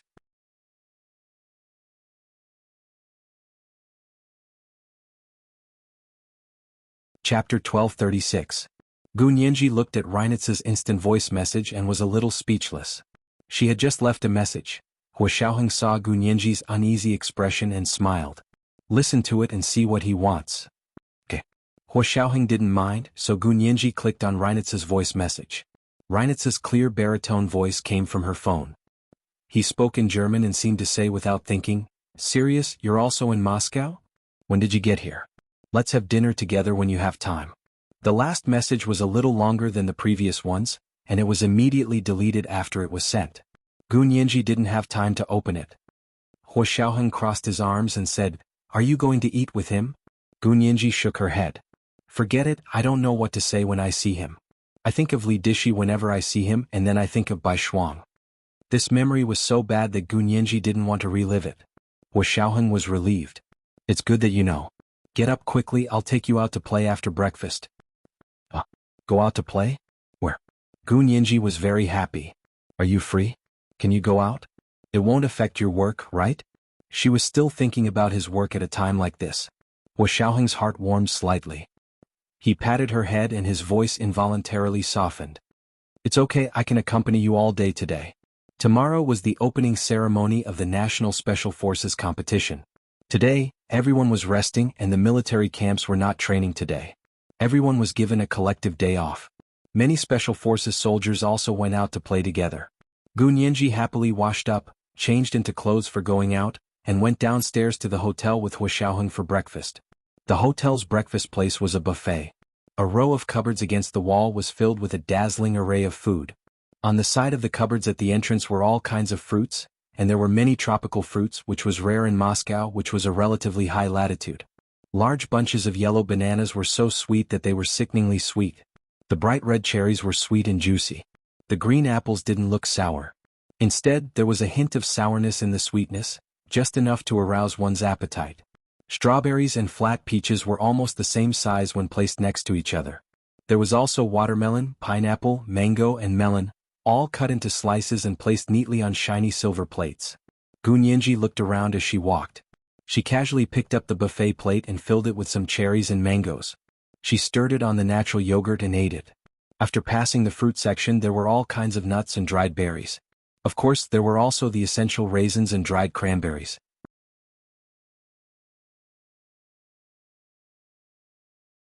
Then there were all kinds of drinks, including the famous sparkling mineral water, all kinds of freshly squeezed fruit juices, beer, red wine, and even vodka. The corners of Gu Nianji's mouth twitched when she saw the vodka. Someone's drinking vodka so early in the morning? Hua Xiaoheng smiled but said nothing. What kind of misunderstanding was this about a warrior race? The men here would rather live without women than without vodka. And the women here drink industrial alcohol like vodka. Gu Nianji walked past the beverage section and didn't even glance at the salad and cheese sections before stopping at the meat section. As expected of the meat section, the aroma of the food wafted over. Gu Nianji roughly counted. There were at least a dozen types of ham, sausages, and smoked salmon. Next to the meat section was the bread section. There were more than 20 kinds of bread to choose from. People who had difficulty choosing would probably want to cry when they saw so much food. Gu Nianji was very picky about meat. Her favorite seafood wasn't available here, so she chose smoked salmon and mixed grain bread. She broke the mixed grain bread in half and sandwiched the smoked salmon in the middle. It was just like eating rujiamo at home. Gu Nianji ate happily. Hua Xiaoheng waited for her to finish eating before giving her a small bowl of something that looked like honey jelly. He said, "Try this. It's very rare in the country." What's this? Gu Nianji took a bite curiously. It tasted a little like fungus. It was a little soft and tender, but it was so sweet. "Beehive?" Hua Xiaoheng said with a smile. Gu Nianji. Just as she was about to spit out the beehive, Hua Xiaoheng said again, "It's for beauty." Gu Nianji. She had to swallow it even with her eyes closed. After eating the sweet beehive, Hua Xiaoheng brought Gu Nianji a cup of Russian black tea. It could relieve her of the grease. Gu Nianji looked at the cup used by the hotel to drink black tea. It was just an ordinary glass with a handle, but the cup was pasted with a medieval bronze mural. It was immediately of a different grade. It looked like a work of art. I have to say, the artistic temperament of the Russians is still unparalleled. Gu Nianji sighed. They have Tolstoy in literature, Repin in painters, and Tchaikovsky in music. Each of them is one of the best in the world. That's right. Hua Xiaoheng said with a smile. The design and painting of their Tu-160 nuclear bomber are so beautiful that you can't believe it's a long-range nuclear strategic bomber. It's as beautiful as a white swan flying high with its head held high. Although its real name is the pirate flag, everyone who has seen it calls it the white swan. Gu Nianji's expression was subtle. She was sighing about literature, art, music, and all the other beautiful things, while Hua Xiaoheng's attention was focused on the beautiful white swan-like nuclear strategic long-range bomber. Gu Nianji pursed her lips and couldn't help retorting, "Are you sure a nuclear strategic bomber can be compared to literature and art? One was to create beauty, and the other was to destroy beauty. How was there any similarity? You don't believe me?" Hua Xiaoheng took out his phone and found a few online pictures of the Tu-160. "Take a look for yourself. If it doesn't look good, consider it my loss." Gu Nianji glanced at it doubtfully, and her gaze was immediately attracted by the plane that was flying freely like a white swan. Between the blue sky and white clouds, a large plane with very smooth lines wandered between the clouds. The slender front end of the fuselage really looked like a beautiful and proud white swan. The white paint didn't reflect at all when it was so close to the sunlight. It didn't have the aggressive layer of light that was blinding. Instead, under the sunlight, it looked even more gentle and affectionate. It was like a lover's fair face making people feel close to it. Gu Nianji could hardly breathe freely. After a long while, she let out a long sigh and said, "Are you sure this is a nuclear strategic bomber? This color is so beautiful. It's so white, but it's not dazzling at all under the sun. How did such a beautiful thing get mixed up with that kind of strategic deterrent weapon? Did something strange sneak in?" Gunyenji had only seen the United States U-2 stealth plane, which was as evil and ghostly as a black bat. She had never seen such a noble and beautiful bomber. She always felt that such a beautiful thing didn't match the word nuclear bombing. This is Russia's most advanced matte white air camouflage paint. It can also reflect and interfere with radar detection signals, making it a stealth plane. Wu Xiaoheng sighed. It's a pity that even Russia can't build such a good plane. Gunyenji? The prototype crashed during the test flight, and a lot of valuable information was lost. The engineers from back then had already passed away, and their blueprints were like heavenly books. After the collapse of the former Soviet Union, the Tu-160's information was incomplete, and new White Swans couldn't be built. Now there are only 8 White Swans in service, and one lost means one less. Wu Xiaoheng was very familiar with the Tu-160. Gunyenji couldn't help wondering how long he had coveted this thing. After breakfast, the two of them left the hotel and walked towards St. Basil's Ascension Cathedral in Moscow. Seeing the tall building with 9 onions in the distance, Gunyenji blinked. "Isn't this the Kremlin and Red Square we came to yesterday?" "Yes, this cathedral is on the edge of Red Square." "Since when did you like churches?" Gunyenji was puzzled. Wu Xiaoheng curled his lips and led her away. His fingers rubbed the ring box he had bought earlier in his pocket. Wu Xiaoheng, who had always been calm, was slightly excited. But he still didn't say anything and led her into the church. There were very few people in the church in the morning. Gunyenji was attracted by the colorful murals around her, and her eyes couldn't take it all in. Wu Xiaoheng was about to speak when he suddenly heard a low voice coming from a corner of the church's confession hall. He looked up and his gaze suddenly froze. The archbishop of the church was wearing a black Orthodox robe and was talking to a tall man standing in front of him. The man had his back to them and was also wearing a monk's robe. Not long after, the man drew a cross in front of his chest and turned to leave. He turned around and saw Wu Xiaoheng and Gunyenji in front of him. He couldn't help but stop in his tracks. Gunyenji's gaze turned and stopped on the man in black monk's robe in front of her. It was actually Reinitz. Gunyenji's eyes suddenly widened. Why was Reinitz wearing a priest's robe? This was the third watch of the day, chapter 1226, in my lifetime. It was 8 o'clock in the evening. Moi.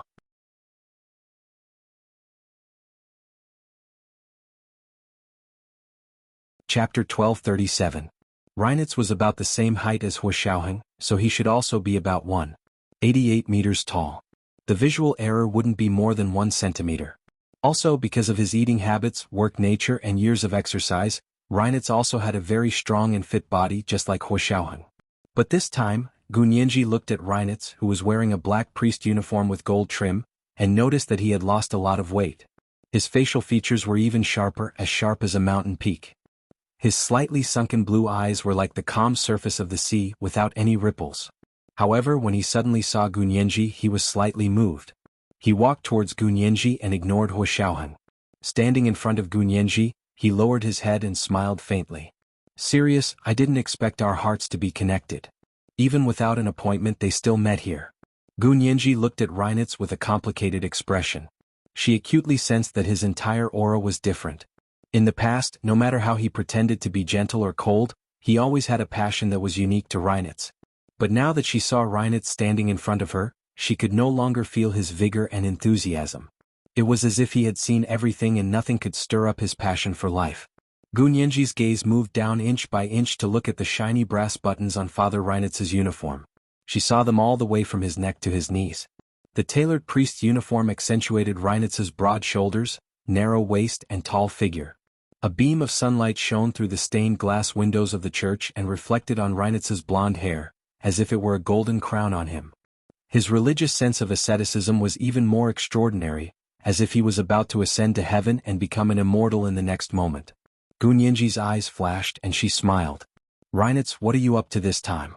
The last time I saw you, you were pretending to be a woodcutter on a farm in the Alps, and now you're cosplaying as an Orthodox priest? Oh no, you must be a Christian priest, right?" "A Catholic priest. But I'm not cosplaying." Reinitz was ridiculed by Gunyenji, but he wasn't angry at all. His smile was very gentle, and it was different from the way he usually behaved. The previous warmth was the temperature of a fire wrapped in ice.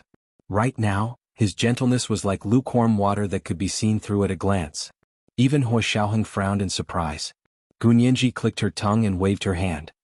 "Oh, if you're a real Catholic priest right now, I'll broadcast you pole dancing live." Hua Xiaoheng's breath froze for a moment. For a moment, Reinitz's faith in becoming a priest was almost shaken. However, they quickly calmed themselves down. Reinitz laughed heartily this time. "Then I'll wait and see. When are you going to show me? I'll find you a place where you can do pole dancing." "No way." What was going on? My feet hurt QAQ. Gunyanji had always been good at shooting people in the foot, but this time she had tasted what it was like to shoot herself in the foot. "Major General Reinitz, please don't tease our Nyenji. She's a straightforward person and believes whatever people say. It's better not to make such jokes." Hua Xiaoheng spoke for Gunyanji. What a joke. He hadn't seen Gunyanji pole dance yet. Who did Reinitz think he was? Reinitz stopped smiling and looked at Hua Xiaoheng calmly. "I'm not joking." "You're really a priest?" Gunyanji asked in surprise. "But you just posted on your WeChat moments this morning that you're leading a team to participate in the opening ceremony of the International Special Forces competition. I never knew that a priest could be the leader of your country's special forces."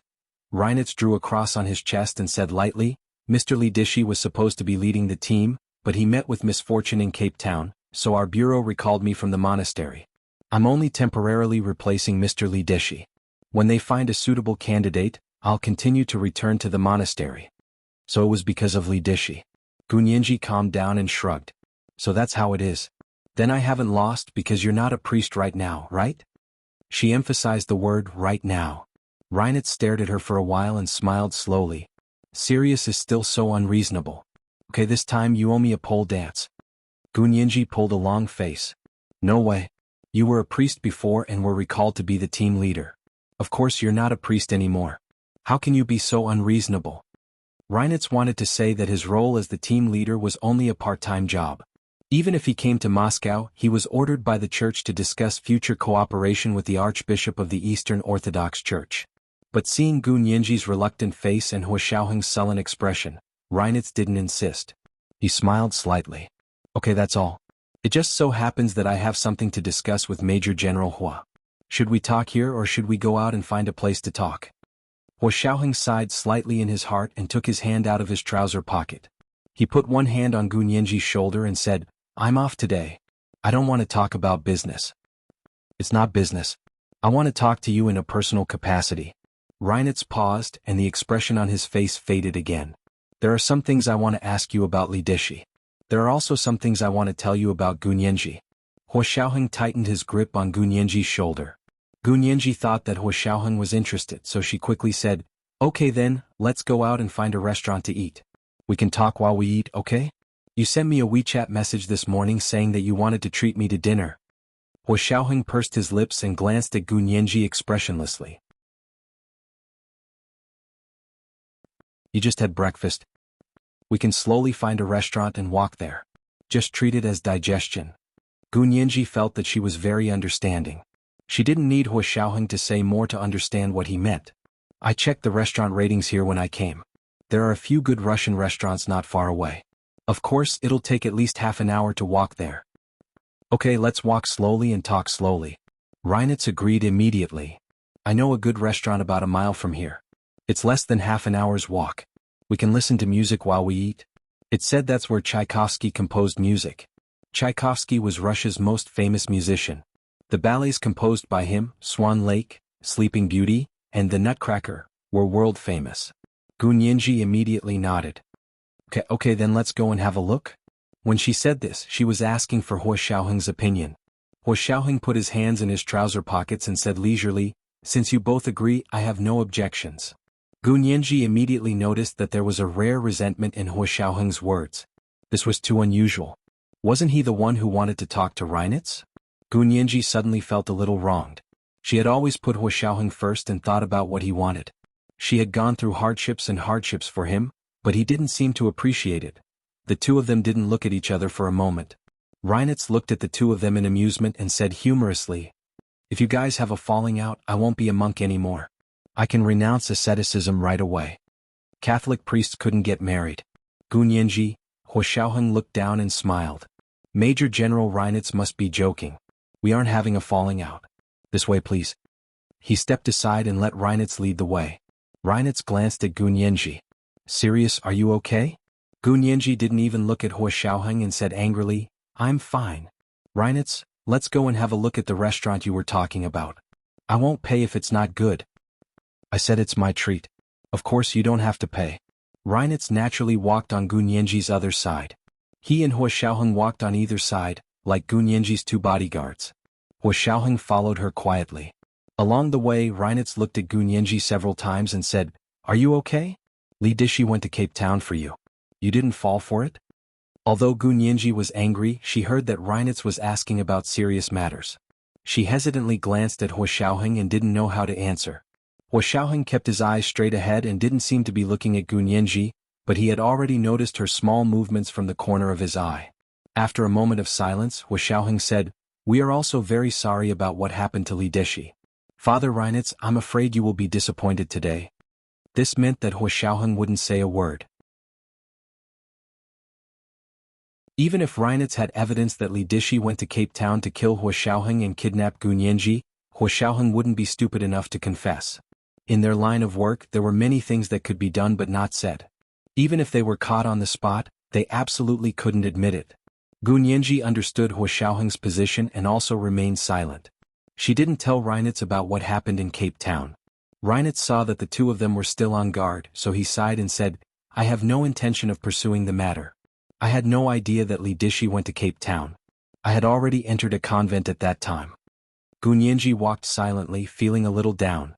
Hua Xiaoheng sighed softly and understood that he couldn't blame Gunyanji. She had good intentions. He thought about it, then took the small box containing the ring out of his other pocket and put it in the pocket closest to Gunyanji. Then he reached out and gently held Gunyanji's hand. Their fingers were interlocked and he put her hand in his pocket. They walked together on Moscow's Red Square. The gentle breeze blew gently and Gunyanji's black hair fluttered in the wind. As soon as Gunyanji's hand entered Hua Xiaoheng's pocket, she felt Hua Xiaoheng pull her hand to feel the small square box in his pocket. Gunyanji, Hua Xiaoheng smiled meaningfully at her. Although Gunyanji didn't know what the small box was, her mood miraculously improved. Because she understood that Hua Xiaoheng was implicitly explaining the change in his mood.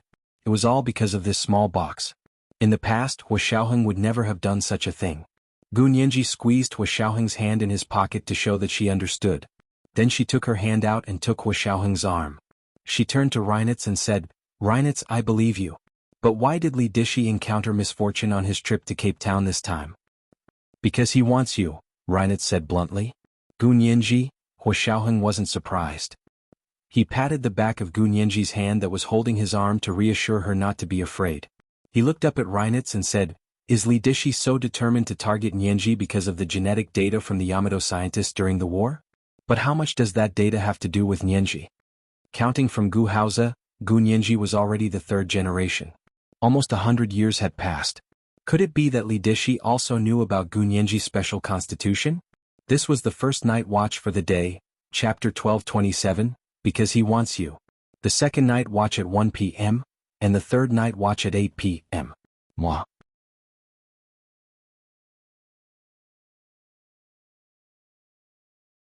Chapter 1238. Because they were still on the street, Reinitz didn't answer. He smiled and pointed to the restaurant not far away. That's a very good Russian steakhouse. You can eat steak and Sirius and I can try the authentic Russian food there. Hua Xiaoheng nodded and narrowed his eyes. The steakhouse looked like a castle. It had red walls and black tiles. The glass windows were like those of a church and there were colored paintings on them. It was even more impressive when they walked in. It was decorated with gold and jade, just like the Kremlin. Gu Nyenji's expression was a little subtle. She glanced at Hua Xiaoheng. Hua Xiaoheng followed Reinitz inside without batting an eyelid. A handsome Russian waiter in a white shirt, black trousers, and a small bow tie walked over to greet them. Reinitz said in fluent Russian, "Give us a private room with a large window." As he spoke, he stuffed a tip into the waiter's hand. "This way, please." The waiter greeted them warmly and brought them to the best private room in the restaurant. Because it wasn't noon yet, there weren't many people there, so no one in the restaurant objected when the waiter gave them the best private room. As they walked towards the private room, Gu Nianji was looking at her phone as she walked. She was chatting with Chi-Chi, so she was at the back. At that moment, a familiar-looking leopard print girl walked past her and joked with the person at the front desk before swaggering away in her high heels. It was the girlfriend of the president they had met in the Kremlin yesterday. Gu Nianji couldn't help asking the waiter, "Who is that? Is she familiar with you guys?" The waiter answered her in English, "That's our boss. This steakhouse is hers. She has many branches all over the country." Gu Nianji suddenly understood. No wonder the decor here was comparable to the Kremlin. She was the future empress. Gu Nianji smiled and winked at the waiter before walking into the private room. After sitting down, Gu Nianji picked up the menu and looked at it. She immediately smiled. Reinitz really knew how to pick a restaurant. Although this steakhouse was famous for its steaks and beef burgers, it also served a variety of Russian dishes and had a lot of seafood to choose from. "What kind of seafood is delicious here?" Gu Nianji asked the waiter. The waiter smiled and introduced to her, "We have new king crabs from the Bering Strait. The meat is delicious and fat and the taste is excellent. Miss, do you want one?" "King crab? What a grand name. Alright, give me one." Gu Nianji then asked Hua Xiaoheng and Reinitz, "Do you guys want a king crab each to try?" Before Hua Xiaoheng and Reinitz could speak, the corners of the waiter's mouth twitched a few times. He reminded Gu Nianji, "Miss, the king crabs we have here are very big. One of them weighs about 5 kilograms. One king crab is enough for the three of you." Gu Nianji almost shivered with joy.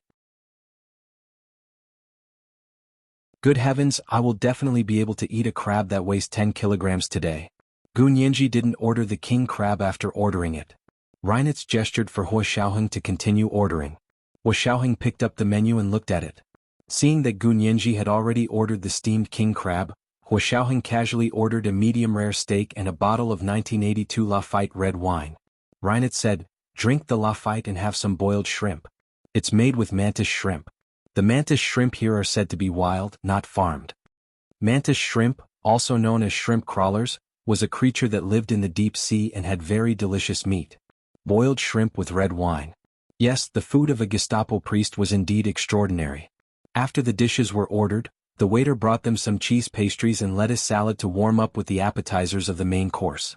When the dishes were served, Hua Xiaoheng asked Reinitz again, "What do you want to say? How much do others know about what Li Dishi and you know?" Hua Xiaoheng's question was very subtle, but Reinitz and Gu Nianji both understood. Reinitz leaned back in his chair, his expression as cold as ice. His words were even colder than ice shards. "Li Dishi knows something that even I don't know." He looked at Gu Nianji meaningfully. "But I believe that if even I don't know, no one else will be able to talk about it." It was similar to what Hua Xiaoheng had guessed, but this didn't solve his confusion. Instead his heart sank. Li Dishi coveted Gu Nianji, which could be seen from the fact that he personally led people to Cape Town to set up a trap. But why? Could it be that Li Dishi knew about Gu Nianji's special constitution because of her genetic advantage? But Gu Nianji's grandfather, Gu Haoze, had clearly stated in the letter that the Yamato scientists' experiments had all failed. He wasn't a product of success but a product of failure? Or did he misunderstand and Gu Haoze was just being modest? But when he thought of that touching and passionate letter, Hua Xiaoheng rejected this idea. He believed that Gu Haoze wouldn't have had the energy to be polite at that time. What he said must have been the truth. So the genes of the Gu family probably hadn't improved. Hua Xiaoheng remembered why Gu Yanran and her mother, Gu Jing, had been adopted. It was to treat Gu Nianji's aunt, Gu Tian. Gu Nianji's illness occurred after giving birth. The genetic defect finally broke out, causing a complete loss of immunity. She died not long after giving birth. So Gu Nianji was also likely to have a genetic defect in this area. But it hadn't shown yet. Hua Xiaoheng's eyes narrowed, and his expression became more serious. He said in a low voice, "I think you should know about Li Dishi. In fact, it wasn't just you. The Russian KGB and our Special Operations Forces all received the news." Reinitz smiled. "Major General Hua, there's no need to hide it from me at this time. As I said, I'm no longer a staff member of the Federal Intelligence Agency. I'm only temporarily replacing Mr. Li Dishi to do some administrative work." Reinitz glanced at Gu Nianji. "If I wanted to tell you, I would have done so a long time ago." Hua Xiaoheng thought about it for a few seconds and felt that Reinitz could still be trusted. He didn't beat around the bush and said, "Li Dishi really died at the hands of a woman. That woman perished together with him." Reinitz was a little surprised. It wasn't you? He had always thought that if there was anyone in the world who could deal with Li Dishi, it could only be Hua Xiaoheng. Hua Xiaoheng shook his head. Gu Nianji also shook her head. She said unhappily, Reinitz, do you look down on women or something? Can't Li Dishi die at the hands of a woman? What's more, she also died with him. Thinking of Bai Shuang, Gu Nianji's eyes turned red. Reinitz looked at her for a moment, then handed her a tissue and said, Okay, I believe you. But Li Dishi isn't interested in women at all. It's not his woman. It's the woman he's trying to rope in, Hua Xiaoheng said calmly. To be precise, it's the person he wants to instigate. Reinitz suddenly realized. So he failed to instigate a rebellion and fell into a trap. Then he gave Hua Xiaoheng a thumbs up. It seems that my speculation was correct. Li Dishi can only be defeated by you. He thought it was a trap set by Hua Xiaoheng. Hua Xiaoheng smiled and didn't explain. Anyway, Li Dishi was dead, so it wasn't a bad thing to make these Gestapo afraid. He would take some of the credit for the time being. But Bai Shuang really wasn't a trap set by him. Li Dishi died very quickly. He was shot in the carotid artery. Hua Xiaoheng gestured. Is there anything else you want to ask? No, that's enough. Reinitz raised his glass of red wine. My feelings for him are very complicated. He was originally my godfather, but after learning about their previous plan, I couldn't face them anymore. Reinitz, you became a priest to escape? Gu Nianji asked curiously. But you're not that kind of person. I'm that kind of person. Reinitz lowered his eyes. I don't want to be caught between the country and you anymore. I don't want to please both sides. Gu Nianji, Hua Xiaoheng also didn't say anything. The three of them were quiet for a while. The waiter at the door of the private room knocked on the door, then came in with a dining cart. In the middle of the room was a large silver hemispherical plate with a lid. Inside was the 10-pound king crab. Gu Nianji's attention was immediately attracted by the king crab. As soon as it was placed on the table and the hemispherical lid was lifted, Gu Nianji immediately took out her phone and took photos of the king crab from various angles. Then she immediately posted it on her WeChat friend circle with the caption, This is the first time I've eaten king crab from the Bering Strait. I hope it's really delicious. The KGB driver was the first to like it and commented, This is very delicious, but it's so expensive. Gu Nianji, not long after, the second in command of the KGB, Vladimir, became the second person to like it and commented, Previous post +1. Gu Nianji. Soon after, Ma Qiqi also liked it and shouted, It's so fresh, I want to eat it. Yin Shixiang followed up, Brother Xiong will take you to eat king crab and fly. Gu Nianji replied with a string of ellipses expressionlessly. Just as she posted on her WeChat friend circle, the waiter had already served all the dishes and left.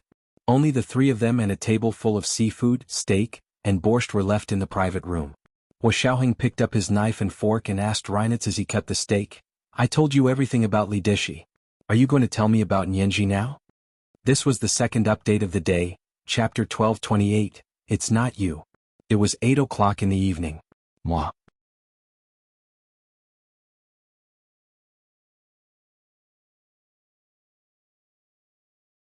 Chapter 1239. Reinitz cut a king crab leg and took out a large piece of tender crab meat from a specialized crab eating tool. He placed it on the plate in front of him, dipped it in warm butter and slowly ate it. King crabs only ate crab legs and pincers, but the body didn't have much meat. Gu Nianji cut off a crab pincer and placed it in front of her. She used the crab tool to crush it before removing the meat from the pincer. Hua Xiaoheng held his knife and fork and waited quietly for Reinitz.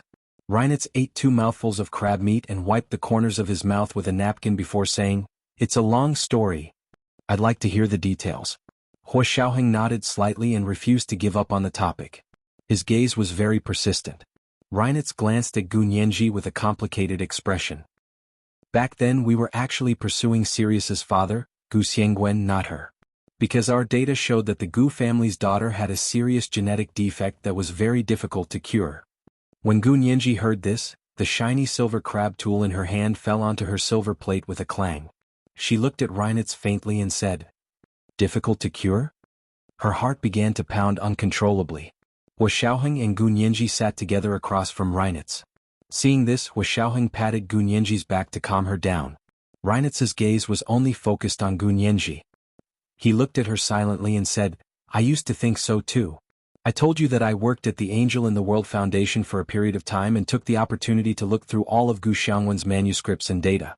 In fact, Gu Xiangwen later turned to biomedicine to treat his beloved daughter, Sirius. Gu Nianji, she wondered if her special constitution was unique to the Gu family's daughter or her. Hua Xiaoheng immediately took out his phone and found Xie Dezhao's contact information. He sent him an encrypted text message and asked, "Is there anything unusual about Gu Tian's constitution?" Reinitz glanced at Hua Xiaoheng's phone and said without batting an eyelid. But from Gu Xiangwen's manuscripts and letters, he didn't find a way to cure Sirius before something happened. Gu Nianji was at a loss again. At that moment, Xie Dezhao had already texted Hua Xiaoheng back. "I knew from the beginning that her body was weaker than the average person's. Is this what makes her different from the average person?" Hua Xiaoheng was slightly taken aback, and his expression became more and more serious. Mr. Li Dishi's interest in Sirius only appeared after Gu Xiangwen's accident. Before that, all his knowledge of Sirius came from me. This was also what confused Reinitz. He frowned and narrowed his beautiful blue eyes. 4 or 5 years ago one night he suddenly instructed me to focus on Sirius and that there was no need to investigate Gu Xiangwen anymore. "And you said. Reinitz looked at Gu Nianji, his voice very gentle. "Is perfect, so perfect that it makes everyone jealous." At that moment, Gu Nianji organized Reinitz's words and asked sharply, "You mean, Li Dishi suddenly has another source of information?" Reinitz nodded. "I'm guessing so. Because I've never found evidence of your perfection, at least in your father's manuscripts. He's still trying to find a way to cure you, but he also said that the chances are very slim. So he dotes on you and loves you so much that he doesn't want you to be unhappy at all. He said that Sirius's days are numbered, and he only wants her to enjoy it as much as she can while she's alive. The meaning of living isn't in the length of time, but in the quality of life. So he dotes on you and turns you into an unruly and willful little princess. He doesn't allow anyone to say anything bad about you. He fires anyone who says anything. From Gu Xiangwen's manuscripts, your temper is indeed very bad. Although he wears a thick filter and records a lot of things that he thinks are very interesting, in my opinion you're completely unruly and willful and annoying. But the people around you know that it's because you're not in good health, so they all forgive you and try their best to make you happy. To be honest, the angelic daughter, in Gu Xiangwen's manuscripts isn't my tea. I only really became interested in you after I met you in the Alps. You're lively, cute, easygoing, generous, kind but also vigilant. If someone treats you a little better, you want to return the favor tenfold. But if you find out that someone treats you badly, you immediately close yourself off and return the favor in kind. With this kind of personality, how can you be a spoiled little girl?" Reinitz looked at Gu Nianji with fascination. "You're completely different from the information I found, but you're even more lively and charming. I was unknowingly attracted to you until I couldn't help myself." The corners of Hua Xiaoheng's mouth twitched. He knocked on the table to warn Reinitz, "Father Reinitz, be aware of your status. I'm asking you to tell me what you know about Nianji, not to reveal your inner journey and definitely not to confess." Gu Nianji looked at Hua Xiaoheng in surprise. Was Hua Xiaoheng jealous? How rare. She couldn't help but laugh and pat Hua Xiaoheng's thigh under the table to reassure him. Hua Xiaoheng's thigh muscles instantly tightened and became as hard as iron. As Reinitz spoke, his hands kept unwrapping the crab legs. Soon he had a small plate of sharp crab meat, but he didn't eat it himself. Instead, he pushed it in front of Gu Nianji and said gently, "Here you go." Then she glanced at Hua Xiaoheng. "I'm not confessing. I've already confessed." "Hua Xiaoheng? I'm just saying that Li Dishi received information that I didn't know about. He thought that Sirius's genetic defect had been cured, and it was even more perfect. It was said that it even had the ability to repair itself. That's why he changed his target and did everything possible to get Sirius so that he could continue our predecessor's research." Reinitz smiled bitterly. "Our predecessor's genetic optimization plan didn't succeed, and they've been brooding over it. It wasn't until Li Dishi found out that Sirius's appearance was probably due to humans solving this problem. This conjecture was too outrageous, so he didn't tell anyone. He only revealed a few words to his most trusted confidant, me.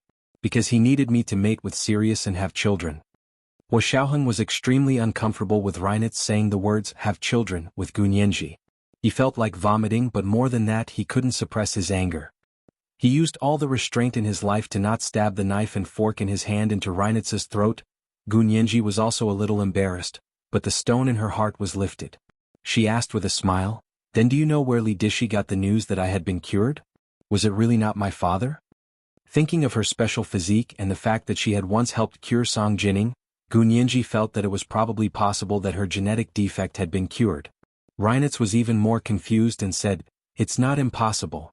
After all, many of your father's key things didn't fall into Gu Yanran's hands, so it's also possible that the information about the Angel in the World Foundation is incomplete." Gu Nianji became more confident.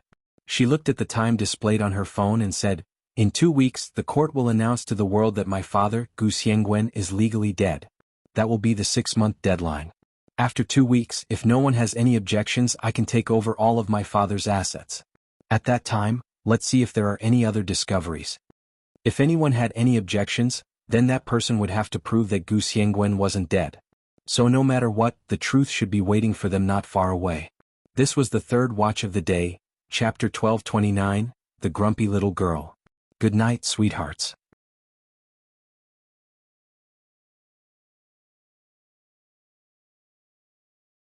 Chapter 1240. Reinitz's expression was still calm and gentle. His blue eyes were clear and indifferent. He looked at Gu Nianji and drew a cross on his chest. He said gently, "May God bless you with your wishes." Gu Nianji smiled brightly. "I hope so." Hua Xiaoheng raised his wine glass calmly. To Mr. Gu. Actually, he should have called him father-in-law. Hua Xiaoheng thought to himself. Reinitz also raised his wine glass and clinked glasses with him with a smile. To Mr. Gu. Gu Nianji also raised her juice glass and clinked glasses with him. Her eyes sparkled. To my father and grandfather. She was proud of her father and grandfather. Reinitz put down his wine glass and said to Gu Nianji with concern, "Serious, if there's any news about your father in 2 weeks, please let me know. I won't tell anyone. I have a lot of questions that I want to ask your father." Gu Nianji looked at Reinitz and nodded sincerely at him. "If my father was still alive, I would definitely tell him your wish." But she couldn't bear to continue the rest of her sentence. If her father was indeed no longer in this world, then there was nothing she could do about it. "I understand. If your father really is no longer in this world, I will ask the Archbishop to hold a memorial mass for him." Reinitz's expression was very serious. Gu Nianji's heart was also in turmoil, but she suppressed her uneasiness and smiled. "Thank you very much. No matter what, I will let you know when I take over the Gu family business in 2 weeks. Reinitz looked at Hua Xiaoheng. "Mr. Hua, you don't mind, right?" Hua Xiaoheng replied calmly, "Of course I don't mind a normal friendship." Gu Nianji was speechless. After lunch, Reinitz took the initiative to pay the bill and leave. He didn't linger too much. Gu Nianji looked at Hua Xiaoheng's calm expression and couldn't help laughing. "Hua Xiao, I didn't know until today that you can also be jealous." Hua Xiaoheng glanced at her and patted her head. "Are you stupid? I'm your man, and I don't even have a reaction when I see another man coveting you. You should be wondering if I'm sincere about you." Gu Nianji raised an eyebrow. "I didn't expect Hua Xiao to understand women so well." Hua Xiaoheng smiled but said nothing. Of course he understood. This was one of the compulsory courses for members of the Special Operations Forces. However, Gu Nianji didn't need to know this. Hua Xiaoheng stood up. "Where do you want to go today?" Gu Nianji took his hand and walked out with him. She said, "I remember the internet saying that the Alexandria Gardens in Moscow are quite beautiful. Do you want to go and take a look? It doesn't seem too far from here. Let's walk there and treat it as a way to digest the food." Hua Xiaoheng's heart skipped a beat. He nodded and said, "Okay." The two of them left the restaurant together and walked on the tree-lined path by the street. Moscow in early summer was the best season of the year. The weather was neither hot nor cold and the air was fresh. Moscow was the greenest city in the world. There were a total of 11 natural forests, 98 parks, and more than 700 street gardens in the city center. Alexander Garden was one of the largest gardens in the middle of the street. The garden was rectangular, divided into upper, middle and lower sections, not far from the Kremlin. Walking into the garden, Gu Nianji was immediately attracted by the complex and colorful flowers in the flower bed. The bright blue irises stretched out like butterfly wings, the delicate roses exuded a fragrance, and the colorful carnations bloomed at the edge of the flower bed, adding a moving color to the flower bed. There were also white lilies, purple violets and pink and white peonies clustered together, blooming vigorously. There were no particularly rare flowers here, but one could see the true beauty in the ordinary.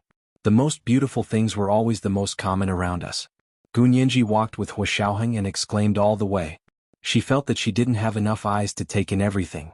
She didn't know where Hua Xiaoheng was taking her. Until Hua Xiaoheng suddenly stopped in his tracks. Gunyanji withdrew her gaze from the colorful flowers on both sides and saw that there were almost no people around. It was rare for it to be so quiet. Directly across from her was a low, dark red building. It was square and looked like a huge box. Hua Xiaoheng said in a low voice, "This is the tomb of the unknown warrior in Russia. An unknown warrior who died on the outskirts of Moscow when World War II was about to be won is buried here." Gunyanji quickly let go of Hua Xiaoheng's hand and her expression became serious. On the west side of the tomb of the unknown warrior was a tattered helmet with a military flag pressed under it. There were no sensational descriptions. Just a helmet and a military flag. The design was simple and meaningful. It had already expressed all the beliefs of a soldier. The ground in front of the tomb was sunken and carved with a large five-pointed star. Flames shot out from the center of the five-pointed star. It was said that the flames here had never been extinguished since the tomb of the unknown warrior was built. Gunyanji saw a few Russian words engraved in front of the five-pointed star, so she asked, "What's written on the tombstone?" Hua Xiaoheng read it in Russian and then said in Chinese, "No one knows your name, but your achievements will live on forever." Gunyanji let out a low exclamation. So this is where this sentence came from? She knew this sentence because the Special Operations Forces had engraved this sentence in their own internal museum of history. Gunyanji suddenly understood why Hua Xiaoheng had brought her here. She gently held his hand and whispered, "Your name will not be unknown. I will always remember you and all of you." Hua Xiaoheng took a deep breath and suppressed his excitement. He turned to look at Gunyanji and suddenly knelt down on one knee. He took out the ring he had prepared a long time ago from his pocket and said in a calm and steady voice, "Yanji, will you marry me? You know what I've done and how hard I've worked. I also understand your sincerity and your feelings. In this world, only you can stand with me through wind, frost, rain and snow, and never forget your original heart." In front of the tomb of the unknown warrior, Hua Xiaoheng made the most solemn promise of his life.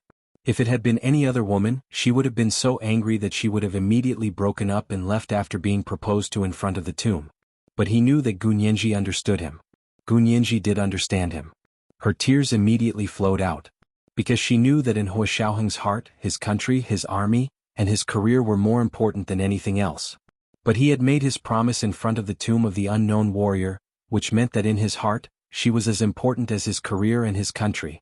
She had never expected herself to have such an important place in Hua Xiaoheng's heart. Hua Xiaoheng had given her far more than she had expected. Gunyanji choked with tears and nodded with a smile.